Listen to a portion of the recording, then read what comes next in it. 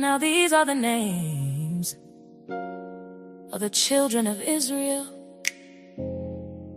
which came into Egypt. Every man in his household came with Jacob: Reuben, Simeon, Levi, and Judah, Issachar, Zebulun, and Benjamin, Dan, and Naphtali, Gad, and Asher. And all the souls that came out of the loins of Jacob were 70 souls. For Joseph was in Egypt already, and Joseph died, and all his brethren, and all that generation. And the children of Israel were fruitful, and increased abundantly, and multiplied, and waxed exceeding mighty, and the land was filled with them. Now there arose up a new king over Egypt, which knew not Joseph. And he said unto his people, Behold, the people of the children of Israel are more and mightier than we. Come on, let us deal wisely with them, lest they multiply. And it come to pass that when there falleth out any war, they join also unto our enemies and fight against us, and so get them up out of the land. Therefore they did set over them taskmasters to afflict them with their burdens. And they built for Pharaoh treasure cities, Pithom and Ramses. But the more they afflicted them, the more they multiplied and grew. And they were grieved because of the children of Israel. And the Egyptians made the children of Israel to serve with rigor. And they made their lives bitter with hard bondage, in mortar, and in brick, and in all manner of service in the field. All their service, wherein they made them serve, was with rigor. And the king of Egypt spake to the Hebrew midwives, of which the name of the one was Shiphrah, and the name of the other Puah. And he said, When ye do the office of a midwife to the Hebrew women, and see them upon the stools, if it be a son, then ye shall kill him. But if it be a daughter, then she shall live. But the midwives feared God, and did not as the king of Egypt commanded them, but saved the men children alive. And the king of Egypt called for the midwives, and said unto them, Why have ye done this thing, and have saved the men children alive? And the midwives said unto Pharaoh, Because the Hebrew women are not as the Egyptian women, for they are lively, and are delivered ere the midwives coming unto them. Therefore God dealt well with the midwives, and the people multiplied and waxed very mighty. And it came to pass, because the midwives feared God, that he made them houses. And Pharaoh charged all his people, saying, Every son that is born ye shall cast into the river, and every daughter ye shall save alive.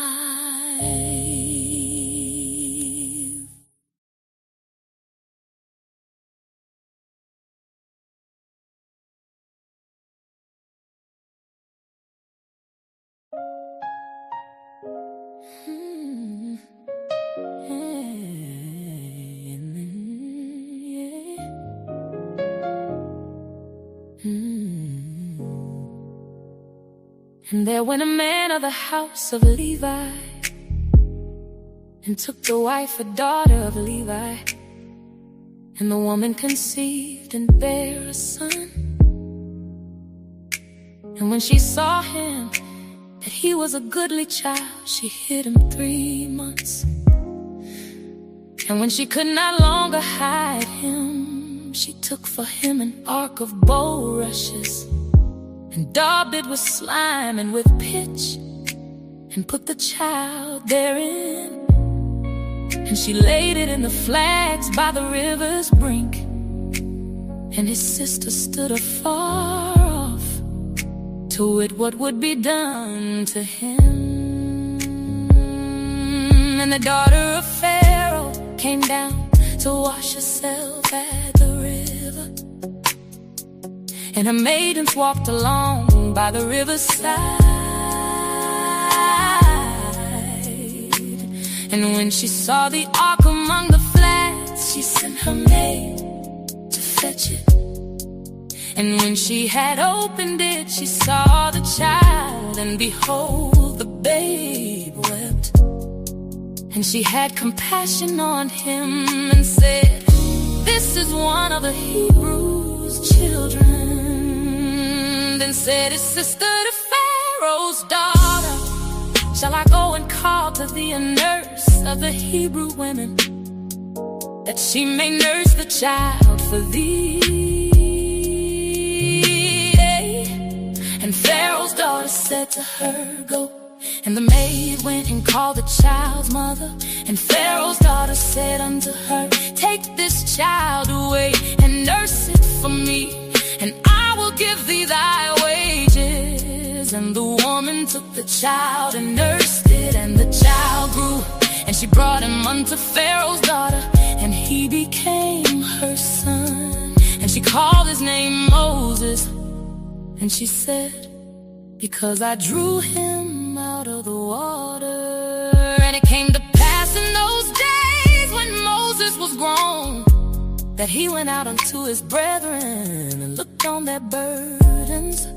And he spied an Egyptian smiting an Hebrew, one of his brethren.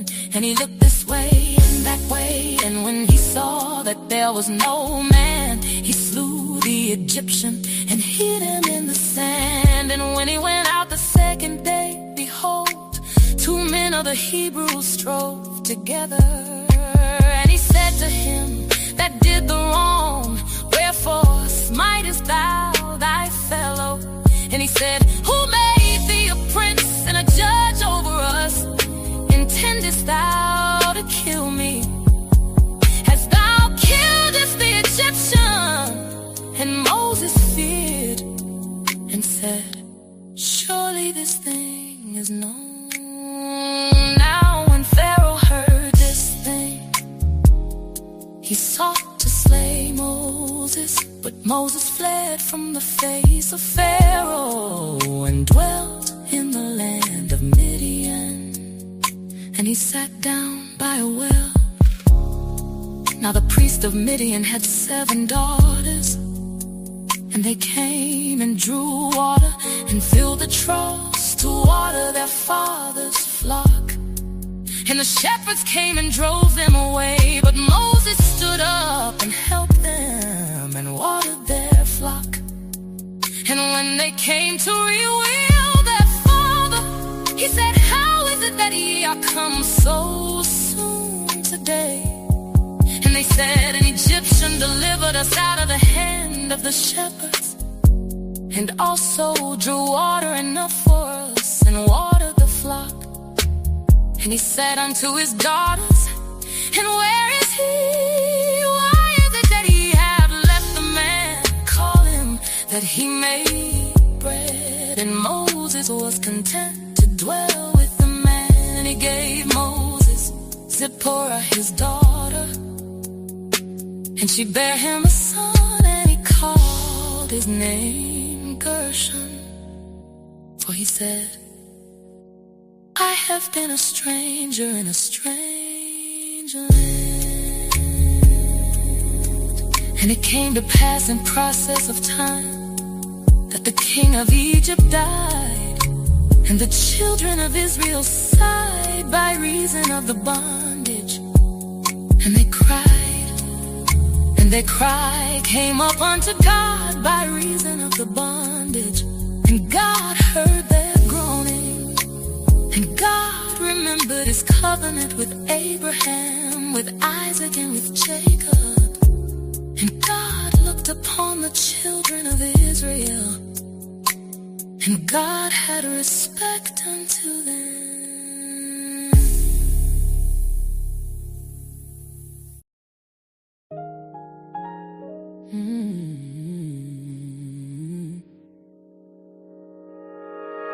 Now Moses kept the flock of Jethro, his father-in-law, the priest of Midian. And he led the flock to the backside of the desert, and came to the mountain of God, even to Horeb. And the angel of the Lord appeared unto him in a flame of fire out of the midst of a bush. And he looked, and behold, the bush burned with fire, and the bush was not consumed. And Moses said, I will now turn aside and see this great sight, why the bush is not burnt. And when the Lord saw that he turned aside to see, God called unto him out of the midst of the bush, and said, Moses, Moses. And he said, Here am I. And he said, Draw not nigh hither. Put off thy shoes from off thy feet, for the place whereon thou standest is holy ground. Moreover, he said, I am the God of thy father, the God of Abraham, the God of Isaac, and the God of Jacob. And Moses hid his face, for he was afraid to look upon God. And the Lord said, I have surely seen the affliction of my people which are in Egypt, and have heard their cry by reason of their taskmasters. For I know their sorrows, and I am come down to deliver them out of the hand of the Egyptians, and to bring them up out of that land unto a good land, and a large, unto a land flowing with milk and honey, unto the place of the Canaanites, and the Hittites, and the Amorites, and the Perizzites, and the Jebusites. Now therefore, behold, the cry of the children of Israel is come unto me. And I have also seen the oppression wherewith the Egyptians oppressed them.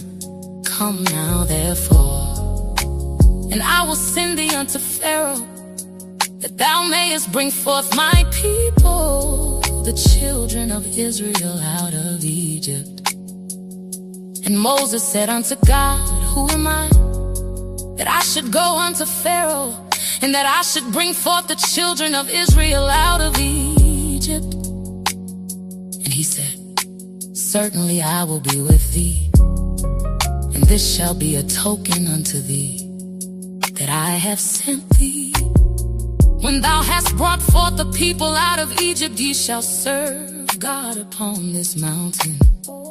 And Moses said unto God, Behold, when I come unto the children of Israel, and shall say unto them, The God of your fathers hath sent me unto you, and they shall say to me, What is his name? What shall I say unto them? What shall I say unto them? And God said unto Moses, I am that I am.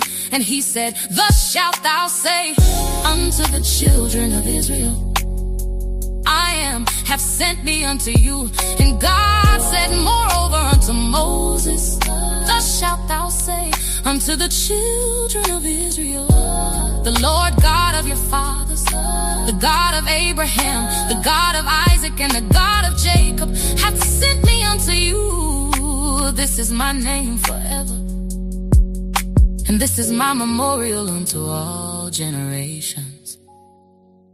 Go and gather the elders of Israel together, and say unto them, The Lord God of your fathers, the God of Abraham, of Isaac, and of Jacob, appeared unto me, saying, I have surely visited you, and seen that which is done to you in Egypt.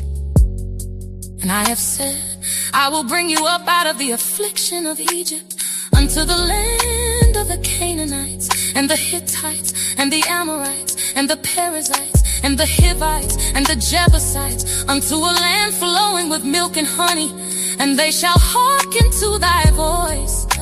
And thou shalt come, thou and the elders of Israel, unto the king of Egypt.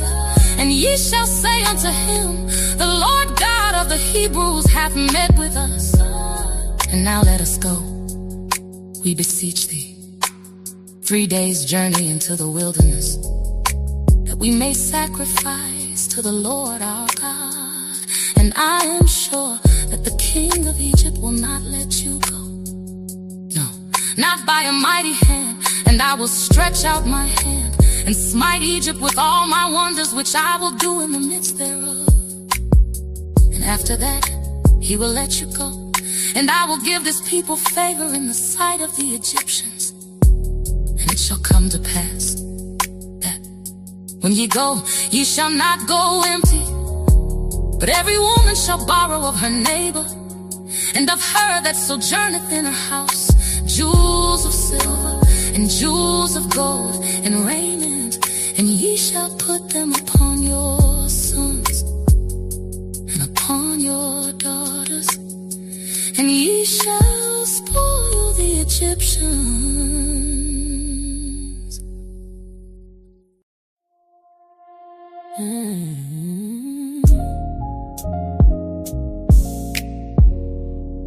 And Moses answered and said,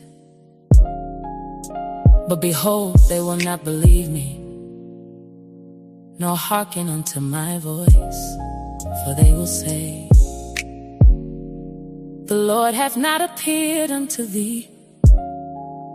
And the Lord said unto him, what is that in thine hand? And he said, a rod.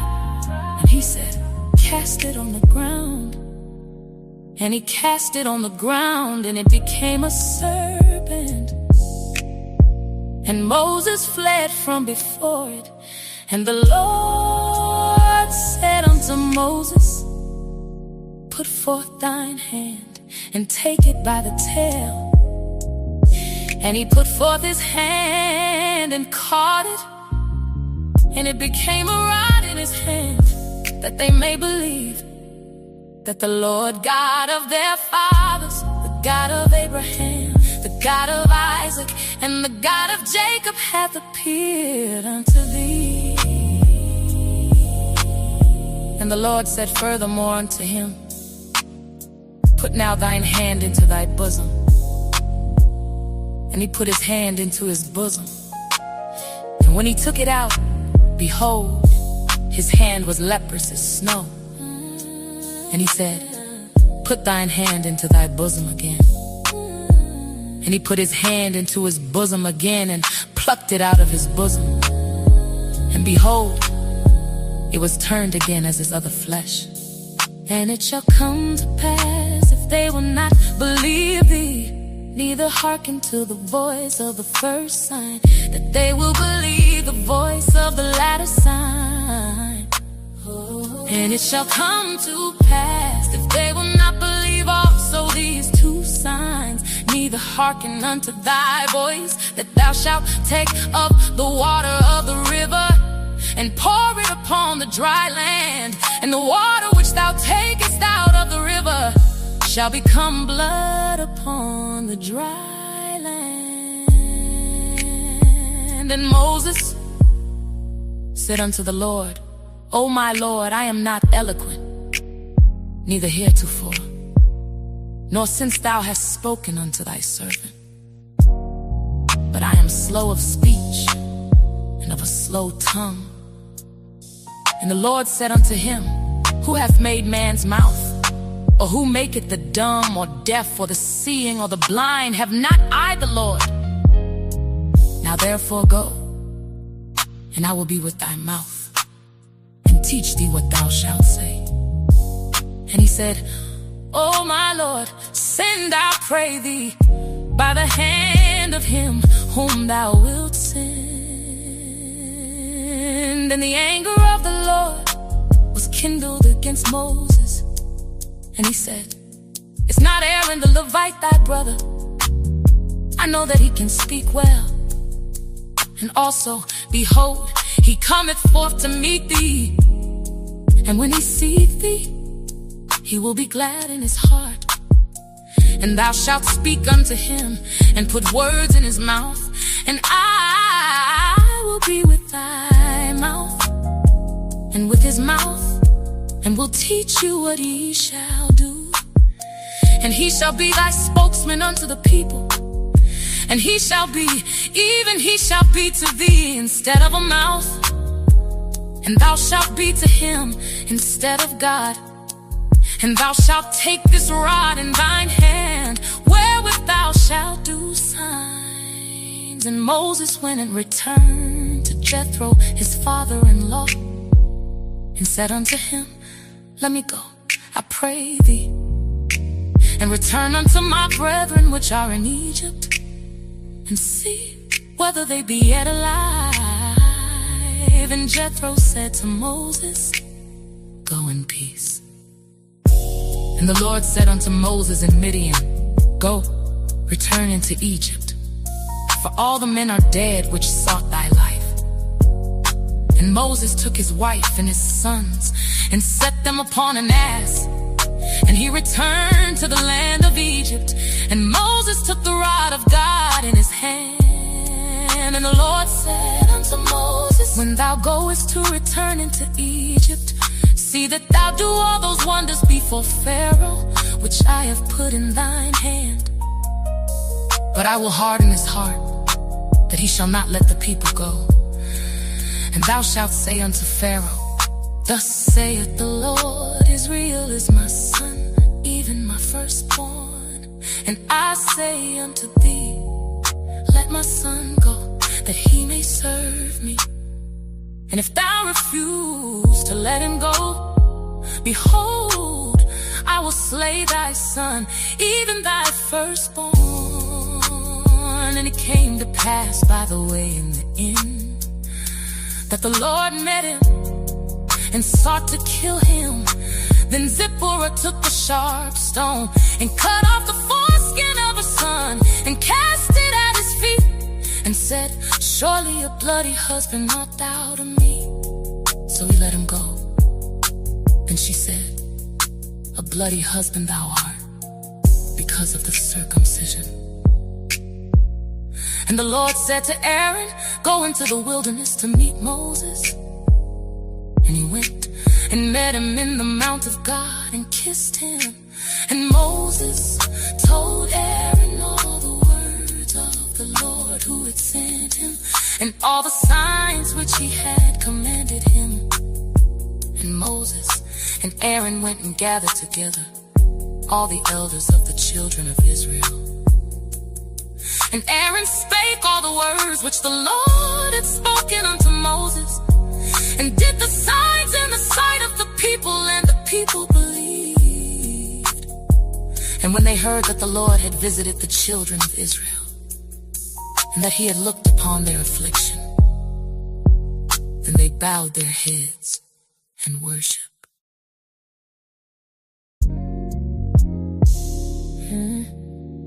And afterward Moses and Aaron went in and told Pharaoh, Thus saith the Lord God of Israel, Let my people go, that they may hold a feast unto me in the wilderness. And Pharaoh said, Who is the Lord, that I should obey his voice to let Israel go? I know not the Lord, neither will I let Israel go. And they said, The God of the Hebrews hath met with us. Let us go, we pray thee, 3 days' journey into the desert, and sacrifice unto the Lord our God, lest he fall upon us with pestilence, or with the sword. And the king of Egypt said unto them, Wherefore do ye, Moses and Aaron, let the people from their works get you unto your burdens? And Pharaoh said, Behold, the people of the land now are many, and ye make them rest from their burdens. And Pharaoh commanded the same day the taskmasters taskmasters of the people and their officers, saying, Ye shall no more give the people straw to make brick as heretofore. Let them go and gather straw for themselves, and the tale of the bricks which they did make heretofore, ye shall lay upon them.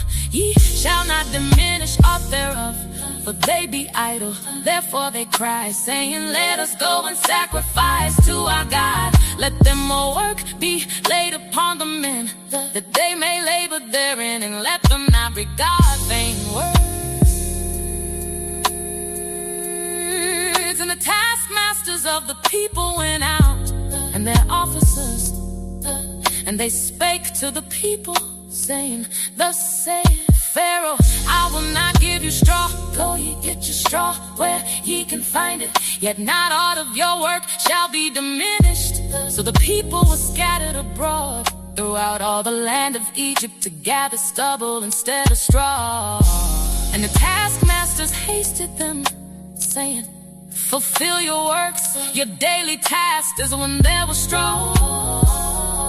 And the officers of the children of Israel, which Pharaoh's taskmasters had set over them, were beaten and demanded, Wherefore have ye not fulfilled your task in making brick both yesterday and today as heretofore? Then the officers of the children of Israel came and cried unto Pharaoh, saying, Wherefore dealest thou thus with thy servants? There is no straw given unto thy servants. And they say to us, Make brick. And behold, thy servants are beaten, but the fault is in thine own people. But he said, Ye are idle, ye are idle. Therefore ye say, Let us go and do sacrifice to the Lord. Go therefore now and work, for there shall no straw be given you, yet shall ye deliver the tale of bricks. And the officers of the children of Israel did see that they were in evil case, after it was said, Ye shall not diminish aught from your bricks of your daily task. And they met Moses and Aaron, who stood in the way as they came forth from Pharaoh. And they said unto them, The Lord look upon you and judge, because ye have made our savor to be abhorred in the eyes of Pharaoh, and in the eyes of his servants, to put a sword in their hand to slay us. And Moses returned unto the Lord, and said, Lord, wherefore hast thou so evil entreated this people? Why is it that thou hast sent me? For since I came to Pharaoh to speak in thy name, he hath done evil to this people, neither hast thou delivered thy people at all.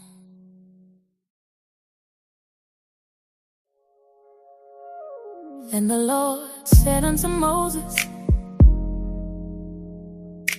Now shalt thou see what I will do to Pharaoh.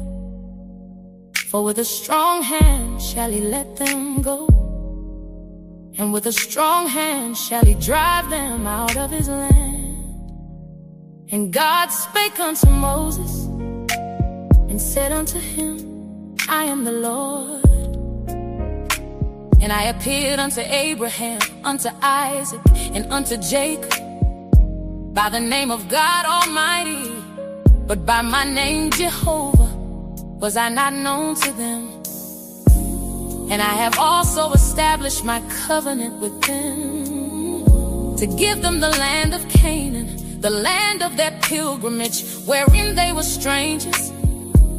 And I have also heard the groaning of the children of Israel, whom the Egyptians keep in bondage.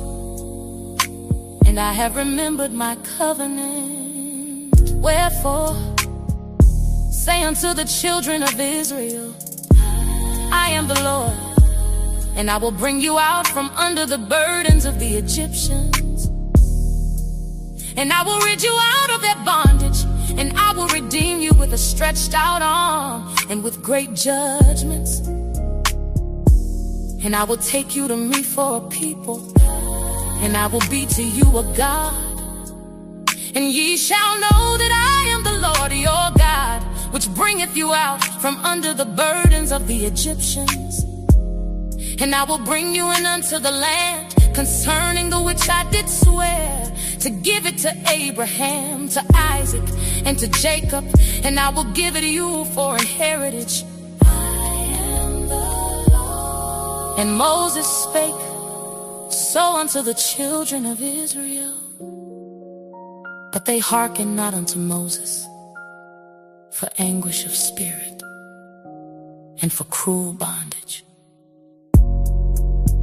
And the Lord spake unto Moses, saying, Go in, speak unto Pharaoh king of Egypt, that he let the children of Israel go out of his land.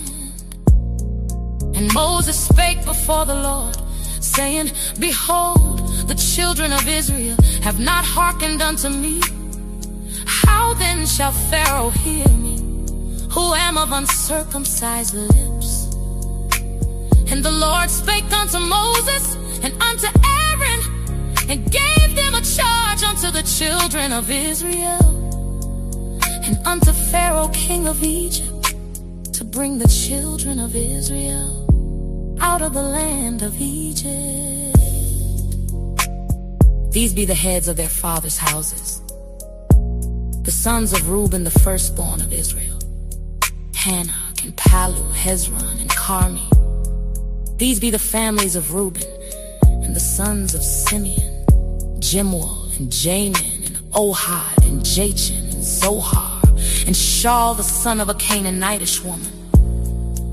These are the families of Simeon, and these are the names of the sons of Levi according to their generations, Gershon and Kohath and Merari. And the years of the life of Levi were 137 years. The sons of Gershon, Libni and Shimei according to their families. And the sons of Kohath, Amram and Izhar and Hebron and Uzziel. And the years of the life of Kohath were 133 years. And the sons of Merari, Mahali and Mushi. These are the families of Levi according to their generations. And Amram took him Jochebed, his father's sister, to wife, and she bare him Aaron and Moses. And the years of the life of Amram were 137 years. And the sons of Izhar, Korah and Nepheg and Zikri. And the sons of Uzziel, Mishiah and Elzaphan and Zithri. And Aaron took him Elisheba, daughter of Amminadab, sister of Nahshon, to wife. And she bare him Nadab and Abihu, Eleazar and Ithamar. And the sons of Korah, Asir and Elkanah and Abiasaph.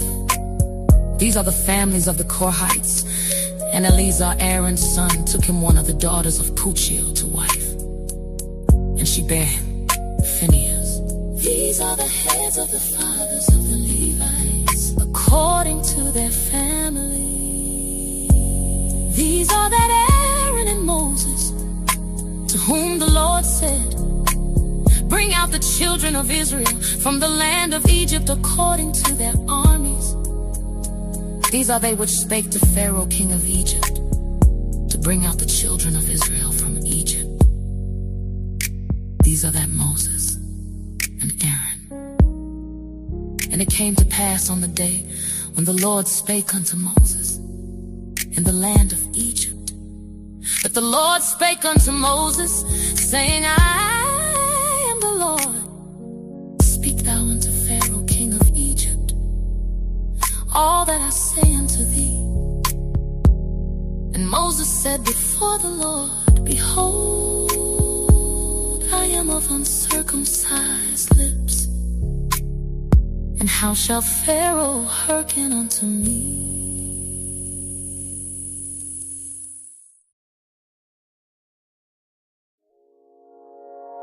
And the Lord said unto Moses, See, I have made thee a god to Pharaoh, and Aaron thy brother shall be thy prophet. Thou shalt speak all that I command thee.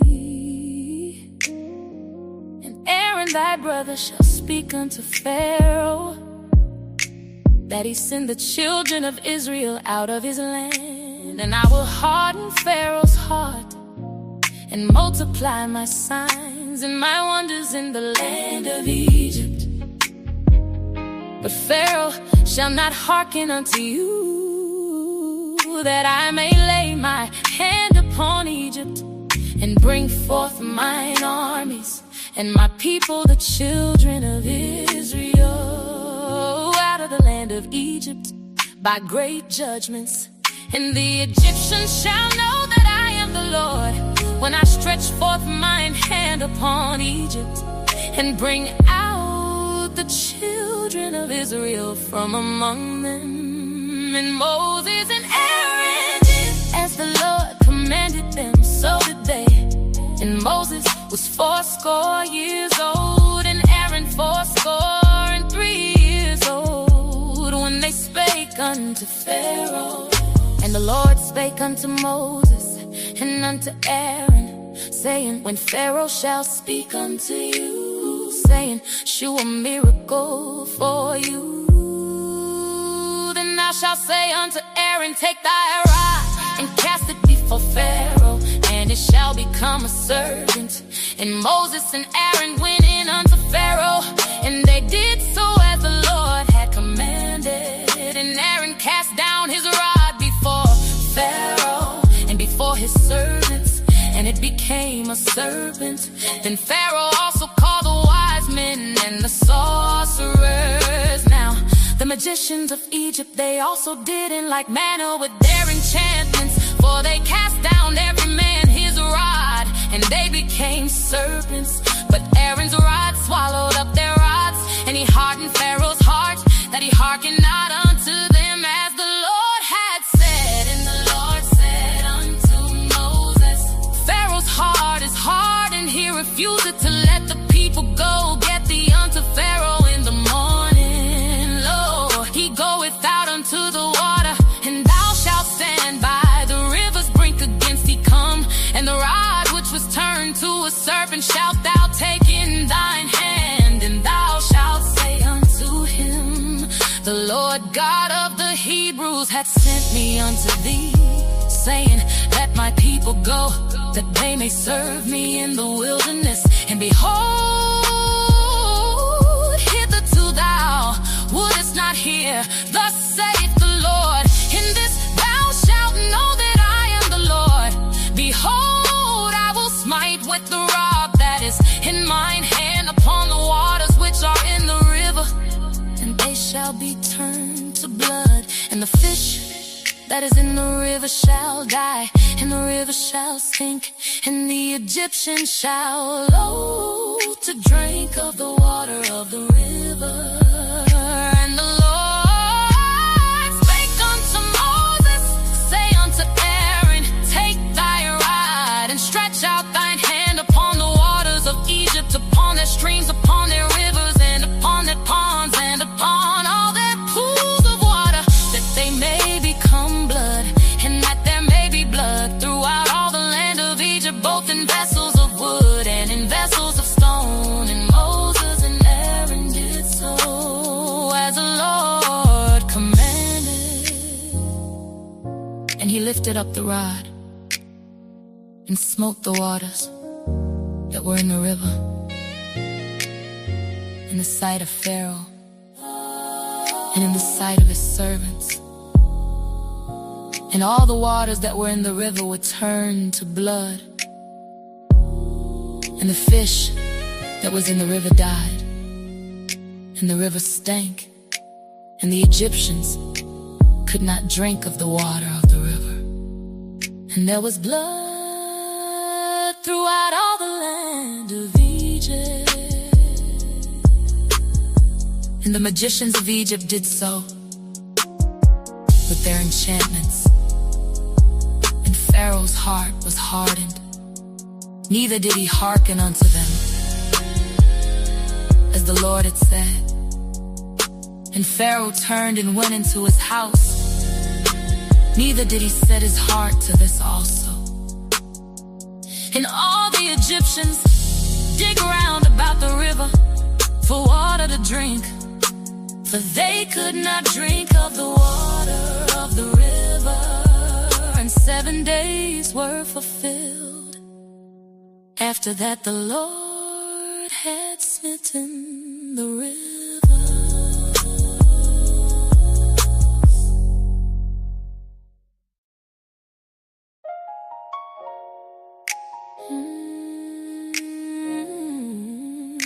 And the Lord spake unto Moses,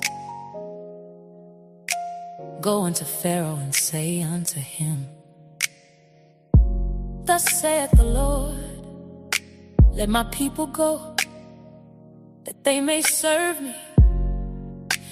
And if thou refuse to let them go, behold, I will smite all thy borders with frogs. And the river shall bring forth frogs abundantly, which shall go up and come into thine house, and into thy bedchamber, and upon thy bed, and into the house of thy servants, and upon thy people, and into thine ovens, and into thy kneading troughs. And the frogs shall come up both on thee, and upon thy people, and upon all thy servants. And the Lord spake unto Moses, say unto Aaron, stretch forth thine hand with thy rod over the streams, over the rivers, and over the ponds, and cause frogs to come up upon the land of Egypt. And Aaron stretched out his hand over the waters of Egypt, and the frogs came up and covered the land of Egypt. And the magicians did so with their enchantments, and brought up frogs upon the land of Egypt. Then Pharaoh called for Moses and Aaron and said, entreat the Lord that he may take away the frogs from me and from my people, and I will let the people go, that they may do sacrifice unto the Lord. And Moses said unto Pharaoh, glory over me, when shall I entreat for thee, and for thy servants, and for thy people, to destroy the frogs from thee, and thy houses, that they may remain in the river only? And he said, tomorrow. And he said, be it according to thy word, that thou mayest know that there is none like unto the Lord our God. And the frogs shall depart from thee, and from thy houses, and from thy servants, and from thy people, they shall remain in the river only. And Moses and Aaron went out from Pharaoh, and Moses cried unto the Lord because of the frogs which he had brought against Pharaoh. And the Lord did according to the word of Moses. And the frogs died out of the houses, out of the villages, and out of the fields, and they gathered them together upon heaps. And the land stank. But when Pharaoh saw that there was respite, he hardened his heart, and hearkened not unto them, as the Lord had said. And the Lord said unto Moses, say unto Aaron, stretch out thy rod, and smite the dust of the land, that it may become lice throughout all the land of Egypt. And they did so, for Aaron stretched out his hand with his rod, and smote the dust of the earth, and it became lice in man and in beast. All the dust of the land became lice throughout all the land of Egypt. And the magicians did so with their enchantments to bring forth lice, but they could not. So there were lice upon man and upon beast. Then the magician said unto Pharaoh, this is the finger of God. And Pharaoh's heart was hardened, and he hearkened not unto them, as the Lord had said. And the Lord said unto Moses, rise up early in the morning, and stand before Pharaoh, lo, he cometh forth to the water, and say unto him, thus saith the Lord, let my people go, that they may serve me else. If thou wilt not let my people go, behold, I will send swarms of flies upon thee, and upon thy servants, and upon thy people, and into thy houses. And the houses of the Egyptians shall be full of swarms of flies, and also the ground whereon they are. And I will sever in that day the land of Goshen, in which my people dwell, that no swarms of flies shall be there, to the end thou mayest know that I am the Lord in the midst of the earth. And I will put a division between my people and thy people. Tomorrow shall this sign be. And the Lord did so, and there came a grievous swarm of flies into the house of Pharaoh, and into his servants' houses, and into all the land of Egypt. The land was corrupted by reason of the swarm of flies. And Pharaoh called for Moses and for Aaron, and said, go ye, sacrifice to your God in the land. And Moses said, it is not meet so to do, for we shall sacrifice the abomination of the Egyptians to the Lord our God. Lo, shall we sacrifice the abomination of the Egyptians before their eyes? And will they not stone us? We will go 3 days' journey into the wilderness, and sacrifice to the Lord our God as he shall command us. And Pharaoh said, I will let you go, that ye may sacrifice to the Lord your God in the wilderness. Only ye shall not go very far away, entreat for me. And Moses said, behold, I go out from thee, and I will entreat the Lord that the swarms of flies may depart from Pharaoh, from his servants, and from his people tomorrow. But let not Pharaoh deal deceitfully anymore, in not letting the people go to sacrifice to the Lord. And Moses went out from Pharaoh, and entreated the Lord.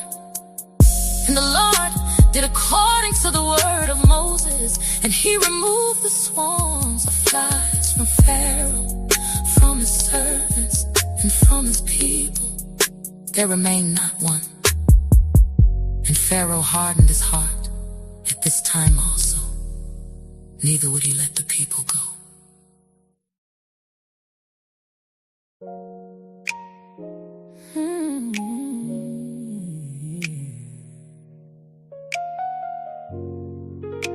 Then the Lord said unto Moses, go in unto Pharaoh, and tell him, thus saith the Lord God of the Hebrews, let my people go, that they may serve me. For if thou refuse to let them go, and wilt hold them still, behold, the hand of the Lord is upon thy cattle which is in the field, upon the horses, upon the asses, upon the camels, upon the oxen, and upon the sheep. There shall be a very grievous murrain. And the Lord shall sever between the cattle of Israel and the cattle of Egypt. And there shall nothing die of all that is the children of Israel. And the Lord appointed a set time, saying, tomorrow the Lord shall do this thing in the land. And the Lord did that thing on the morrow, and all the cattle of Egypt died. But of the cattle of the children of Israel died not one. And Pharaoh sent, and behold, there was not one of the cattle of the Israelites dead. And the heart of Pharaoh was hardened, and he did not let the people go. And the Lord said unto Moses and unto Aaron, Take to your handfuls of ashes of the furnace, and let Moses sprinkle it toward the heaven in the sight of Pharaoh. And it shall become small dust in all the land of Egypt, and shall be a boil breaking forth with blains upon man and upon beast throughout all the land of Egypt. And they took ashes of the furnace and stood before Pharaoh, and Moses sprinkled it up toward heaven, and it became a boil breaking forth with blains upon man and upon beast. And the magicians could not stand before Moses because of the boils, for the boil was upon the magicians and upon all the Egyptians. And the Lord hardened the heart of Pharaoh, and he hearkened not unto them, as the Lord had spoken unto Moses. And the Lord said unto Moses, rise up early in the morning, and stand before Pharaoh, and say unto him, thus saith the Lord God of the Hebrews, let my people go, that they may serve me. For I will at this time send all my plagues upon thine heart, and upon thy servants, and upon thy people, that thou mayest know that there is none like me in all the earth. For now I will stretch out my hand, that I may smite thee and thy people with pestilence, and thou shalt be cut off from the earth. And in very deed for this cause have I raised thee up, for to shew in thee my power, and that my name may be declared throughout all the earth. As yet exaltest thou thyself against my people, that thou wilt not let them go. Behold, tomorrow about this time I will cause it to rain a very grievous hail, such as hath not been in Egypt since the foundation thereof, even until now. Send therefore now, and gather thy cattle, and all that thou hast in the field. For upon every man and beast which shall be found in the field, and shall not be brought home, the hail shall come down upon them, and they shall die, he that feared the word of the Lord among the servants of Pharaoh made his servants and his cattle flee into the houses. And he that regarded not the word of the Lord left his servants and his cattle in the field. And the Lord said unto Moses, stretch forth thine hand toward heaven, that there may be hail in all the land of Egypt, upon man and upon beast, and upon every herb of the field throughout the land of Egypt. And Moses stretched forth his rod toward heaven, and the Lord sent thunder and hail, and the fire ran along upon the ground, and the Lord rained hail upon the land of Egypt. So there was hail and fire mingled with the hail, very grievous, such as there was none like it in all the land of Egypt, since it became a nation. And the hail smote throughout all the land of Egypt, all that was in the field, both man and beast. And the hail smote every herb of the field, and brake every tree of the field. Only in the land of Goshen, where the children of Israel were, was there no hail.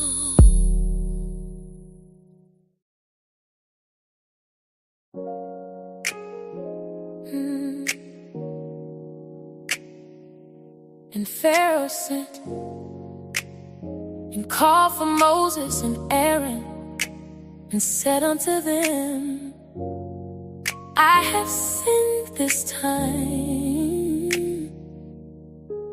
The Lord is righteous, and I and my people are wicked.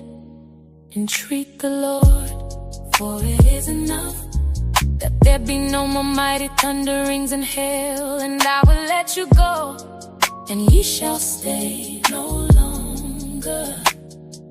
And Moses said unto him, as soon as I am gone out of the city, I will spread abroad my hands unto the Lord, and the thunder shall cease, neither shall there be any more hail, that thou mayest know how that the earth is the Lord's. But as for thee and thy servants, I know that ye will not yet fear the Lord God.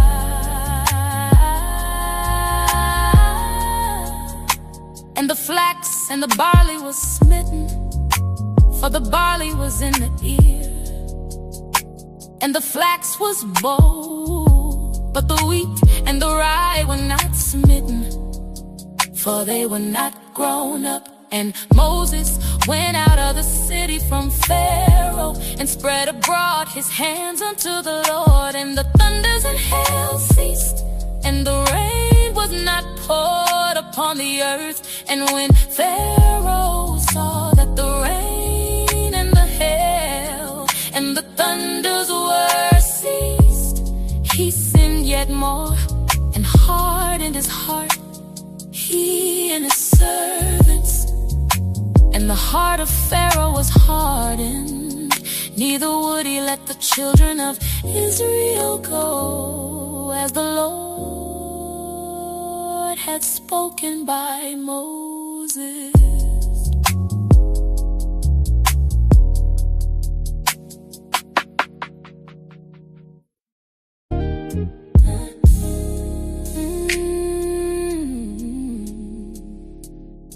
And the Lord said unto Moses, go in unto Pharaoh, for I have hardened his heart, and the heart of his servants, that I might show these my signs before him, and that thou mayest tell in the ears of thy son, and of thy son's son, what things I have wrought in Egypt, and my signs which I have done among them, that ye may know how that I am the Lord. And Moses and Aaron came in unto Pharaoh, and said unto him, thus saith the Lord God of the Hebrews, how long wilt thou refuse to humble thyself before me? Let my people go, that they may serve me. If thou refuse to let my people go, behold, tomorrow will I bring the locusts into thy coast, and they shall cover the face of the earth, that one cannot be able to see the earth. And they shall eat the residue of that which is escaped, which remaineth unto you from the hill, and shall eat every tree which groweth for you out of the field. And they shall fill thy houses, and the houses of all thy servants, and the houses of all the Egyptians, which neither thy fathers nor thy fathers' fathers have seen, since the day that they were upon the earth unto this day. And he turned himself and went out from Pharaoh.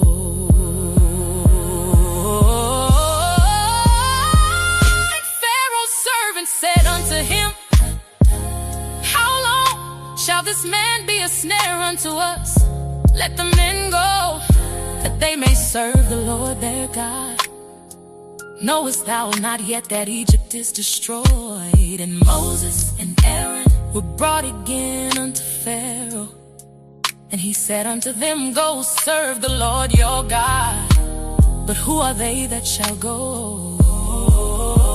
And Moses said, we will go with thy young and with thy old, with thy sons and with thy daughters, with thy flocks and with thy herds will we go, for we must hold a feast unto the Lord. And he said unto them, let the Lord be so with you, 'cause I will let you go, and your little ones, look to it, for evil is before you. Not so. Go now, ye that are men, and serve the Lord, for that ye did desire, and they were driven out from Pharaoh's presence. And the Lord said unto Moses, stretch out thine hand over the land of Egypt for the locusts, that they may come up upon the land of Egypt, and eat every herb of the land, even all that the hail hath left. And Moses stretched forth his rod over the land of Egypt, and the Lord brought an east wind upon the land all that day and all that night. And when it was morning, the east wind brought the locusts, and the locusts went up over all the land of Egypt, and rested in all the coasts of Egypt. Very grievous were they. Before them there were no such locusts as they, neither after them shall be such.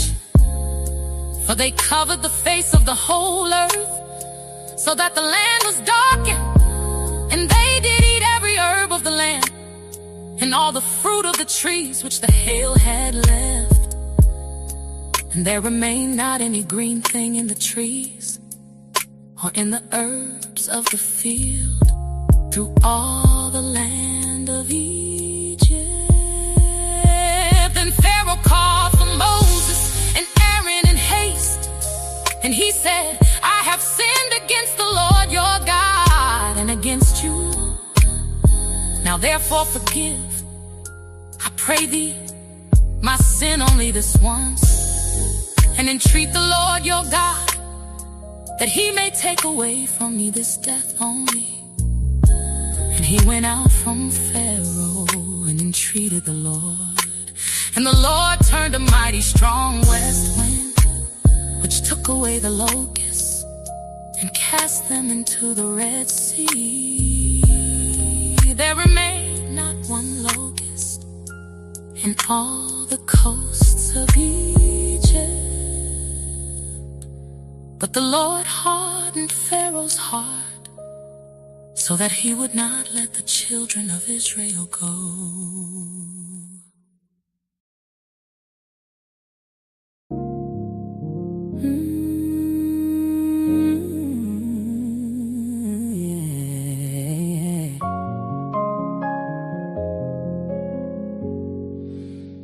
And the Lord said unto Moses, stretch out thine hand toward heaven, that there may be darkness over the land of Egypt, even darkness which may be felt. And Moses stretched forth his hand toward heaven, and there was a thick darkness in all the land of Egypt 3 days. They saw not one another, neither rose any from his place for 3 days. But all the children of Israel had light in their dwellings. And Pharaoh called unto Moses and said, go ye, serve the Lord, only let your flocks and your herds be stayed. Let your little ones also go with you. And Moses said, thou must give us also sacrifices and burnt offerings, that we may sacrifice unto the Lord our God. Our cattle also shall go with us. There shall not an hoof be left behind, for thereof must we take to serve the Lord our God. And we know not with what we must serve the Lord until we come thither. But the Lord hardened Pharaoh's heart, and he would not let them go. And Pharaoh said unto him, get thee from me, take heed to thyself, see my face no more. For in that day thou seest my face, thou shalt die. And Moses said, thou hast spoken well. I will see thy face again no more.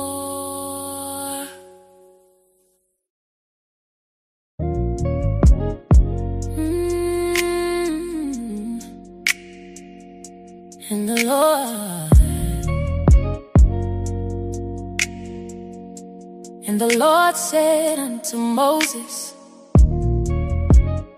yet will I bring one plague more upon Pharaoh and upon Egypt. Afterwards he will let you go hence. When he shall let you go, he shall surely thrust you out hence altogether. Speak now in the ears of the people, and let every man borrow of his neighbor, and every woman of her neighbor, jewels of silver and jewels of gold. And the Lord gave the people favor in the sight of the Egyptians. Moreover, the man Moses was very great in the land of Egypt, in the sight of Pharaoh's servants, and in the sight of the people. And Moses said, thus saith the Lord, about midnight will I go out into the midst of Egypt, and all the firstborn in the land of Egypt shall die, from the firstborn of Pharaoh that sitteth upon his throne, even unto the firstborn of the maidservant that is behind the mill, and all the firstborn of beasts.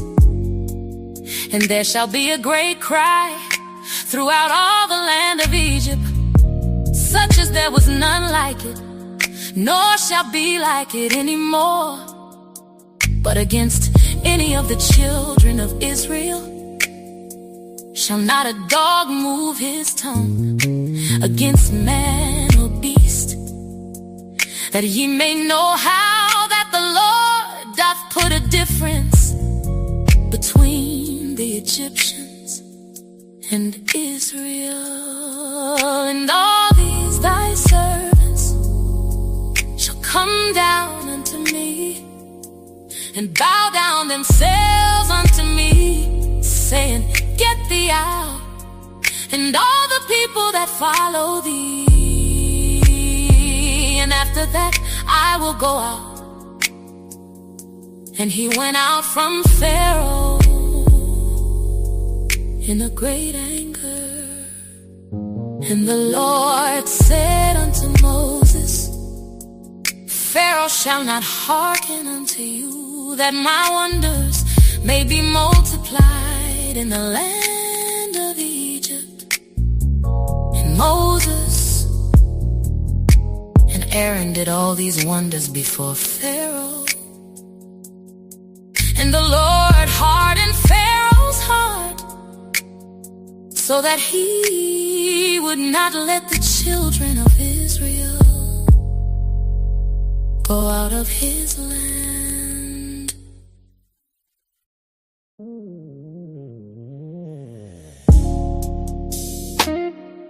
And the Lord spake unto Moses and Aaron in the land of Egypt, saying, this month shall be unto you the beginning of months. It shall be the first month of the year to you. Speak ye unto all the congregation of Israel, saying, in the 10th day of this month they shall take to them every man a lamb, according to the house of their fathers, a lamb for an house. And if the household be too little for the lamb, let him and his neighbor next unto his house take it, according to the number of the souls. Every man according to his eating shall make your count for the lamb. Your lamb shall be without blemish, a male of the first year. Ye shall take it out from the sheep or from the goats, and ye shall keep it up until the 14th day of the same month. And the whole assembly of the congregation of Israel shall kill it in the evening. And they shall take of the blood and strike it on the two side posts, and on the upper door post of the houses wherein they shall eat it. And they shall eat the flesh in that night, roast with fire and unleavened bread, and with bitter herbs they shall eat it. Eat not of it raw, nor sodden at all with water, but roast with fire his head with his legs and with the purtenance thereof. And ye shall let nothing of it remain until the morning. And that which remaineth of it until the morning ye shall burn with fire.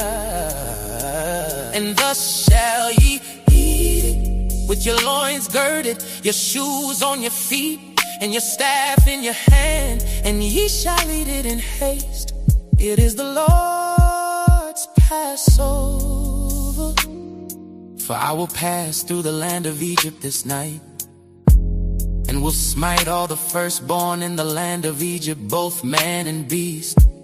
And against all the gods of Egypt I will execute judgment. I am the Lord. And the blood shall be to you for a token upon the houses where ye are. And when I see the blood I will pass over you, and the plague shall not be upon you to destroy you, when I smite the land of Egypt. And this day shall be unto you for a memorial, and ye shall keep it a feast to the Lord throughout your generations. Ye shall keep it a feast by an ordinance forever. 7 days shall ye eat unleavened bread. Even the first day ye shall put away leaven out of your houses. For whosoever eateth leavened bread from the first day until the 7th day, that soul shall be cut off from Israel. And in the first day there shall be an holy convocation, and in the 7th day there shall be an holy convocation to you. No manner of work shall be done in them, save that which every man must eat, that only may be done of you. And ye shall observe the feast of unleavened bread. For in this selfsame day have I brought your armies out of the land of Egypt. Therefore shall ye observe this day in your generations by an ordinance forever.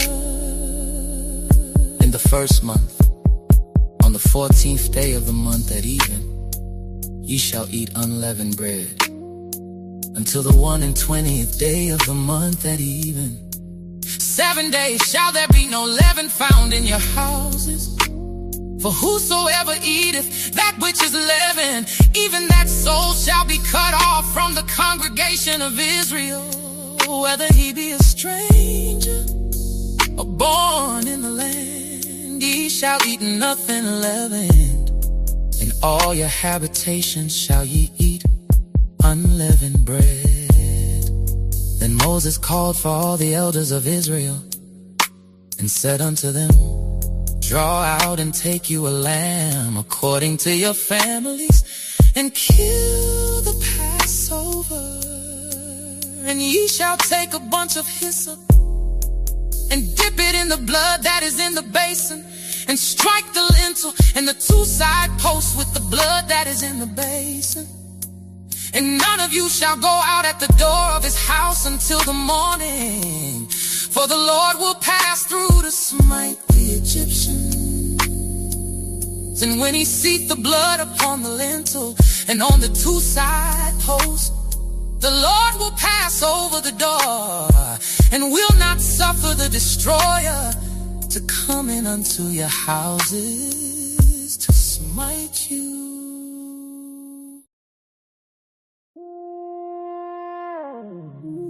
And ye shall observe this thing for an ordinance to thee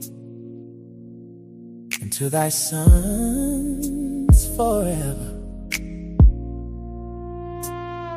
And it shall come to pass, when ye be come to the land which the Lord will give you, according as he hath promised, that ye shall keep this service.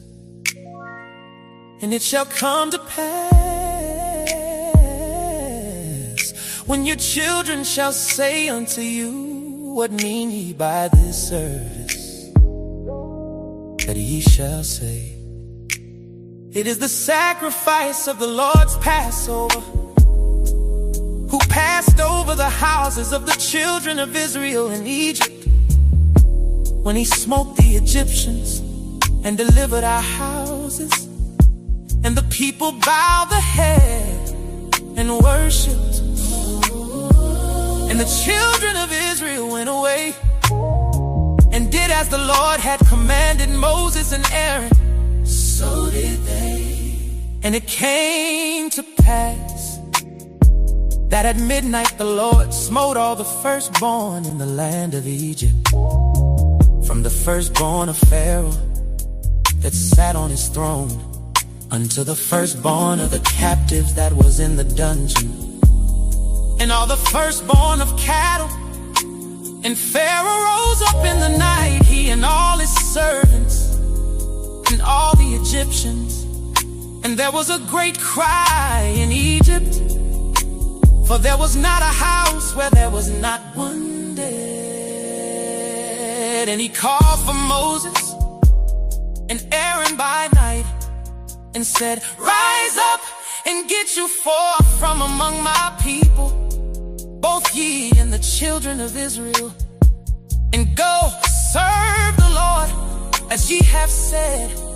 Also take your flocks and your herds as ye have said, and be gone, and bless me also. And the Egyptians were urging upon the people that they might send them out of the land in haste, for they said, we be all dead men. And the people took their dough before it was leavened, their kneading fruits being bound up in their clothes upon their shoulders. And the children of Israel did according to the word of Moses. And they borrowed of the Egyptians jewels of silver and jewels of gold and raiment. And the Lord gave the people favor in the sight of the Egyptians, so that they lent unto them such things as they required.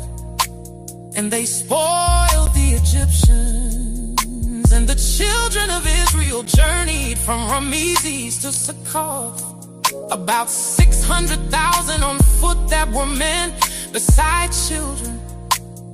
And a mixed multitude went up also with them, and flocks and herds, even very much cattle.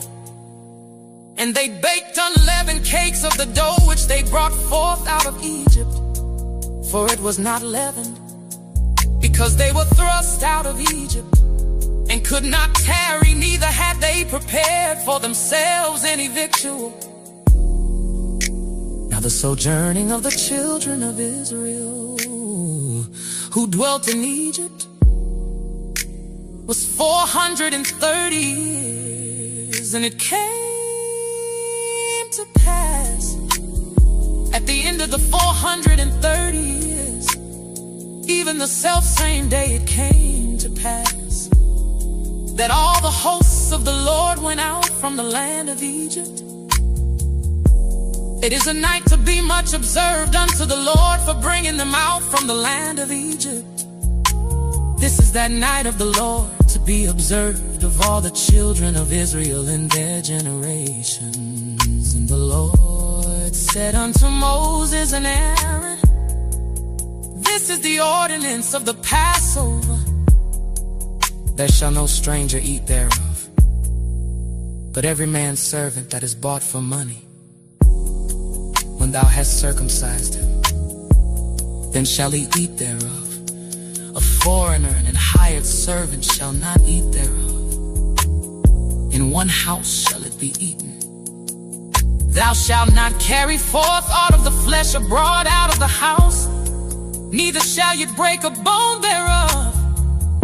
All the congregation of Israel shall keep it. And when a stranger shall sojourn with thee, and will keep the Passover to the Lord, let all his males be circumcised, and then let him come near and keep it. And he shall be as one that is born in the land, for no uncircumcised person shall eat thereof. One law shall be to him that is homeborn, and unto the stranger that sojourneth among you.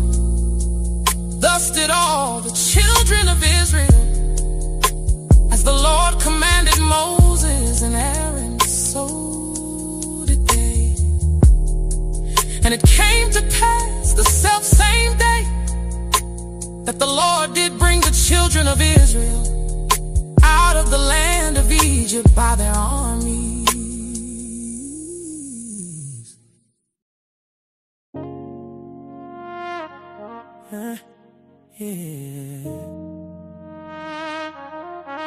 And the Lord spake unto Moses, saying, Sanctify unto me all the firstborn, whatsoever openeth the womb among the children of Israel, both of man and of beast, it is mine. And Moses said unto the people, Remember this day in which ye came out from Egypt, out of the house of bondage. For by strength of hand the Lord brought you out from this place. There shall no leavened bread be eaten. This day came ye out in the month Abib, and it shall be, when the Lord shall bring thee into the land of the Canaanites, and the Hittites, and the Amorites, and the Hivites, and the Jebusites, which he sware unto thy fathers to give thee, a land flowing with milk and honey, that thou shalt keep this service in this month. 7 days thou shalt eat unleavened bread, and in the 7th day shall be a feast to the Lord. Unleavened bread shall be eaten 7 days, and there shall no leavened bread be seen with thee, neither shall there be leaven seen with thee in all thy quarters. And thou shalt shew thy son in that day, saying, This is done because of that which the Lord did unto me when I came forth out of Egypt.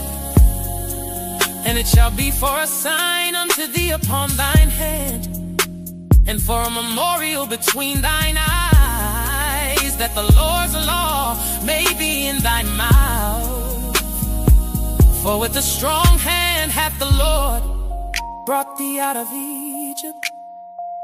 Thou shalt therefore keep this ordinance in his season from year to year.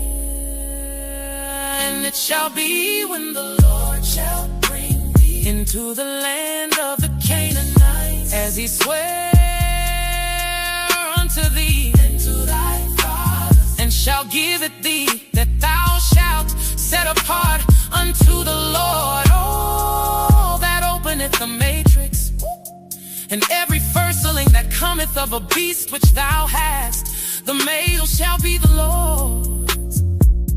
And every firstling of an ass thou shalt redeem with the lamb. And if thou wilt not redeem it, then thou shalt break his neck. And all the firstborn of man among thy children shalt thou redeem.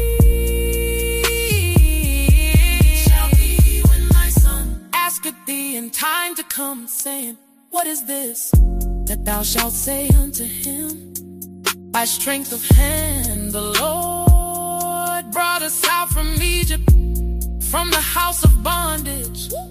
And it came to pass, when Pharaoh would hardly let us go, that the Lord slew all the firstborn in the land of Egypt, both the firstborn of man and the firstborn of beast. Therefore I sacrifice to the Lord all that openeth the matrix, being nails, but all the firstborn of my children I redeem. And it shall be for a token upon thine hand, and for frontlets between thine eyes. For by strength of hand the Lord brought us forth out of Egypt. And it came to pass, when Pharaoh had let the people go, that God led them not through the way of the land of the Philistines, although that was near. For God said, lest peradventure the people repent when they see war, and they return to Egypt. But God led the people about through the way of the wilderness of the Red Sea. And the children of Israel went up harnessed out of the land of Egypt. And Moses took the bones of Joseph with him, for he had straitly sworn the children of Israel, saying, God will surely visit you, and ye shall carry up my bones away hence with you. And they took their journey from Succoth, and encamped in Ephraim, in the edge of the wilderness. And the Lord went before them by day in a pillar of a cloud to lead them the way, and by night in a pillar of fire to give them light, to go by day and night. He took not away the pillar of the cloud by day, nor the pillar of fire by night from before the people.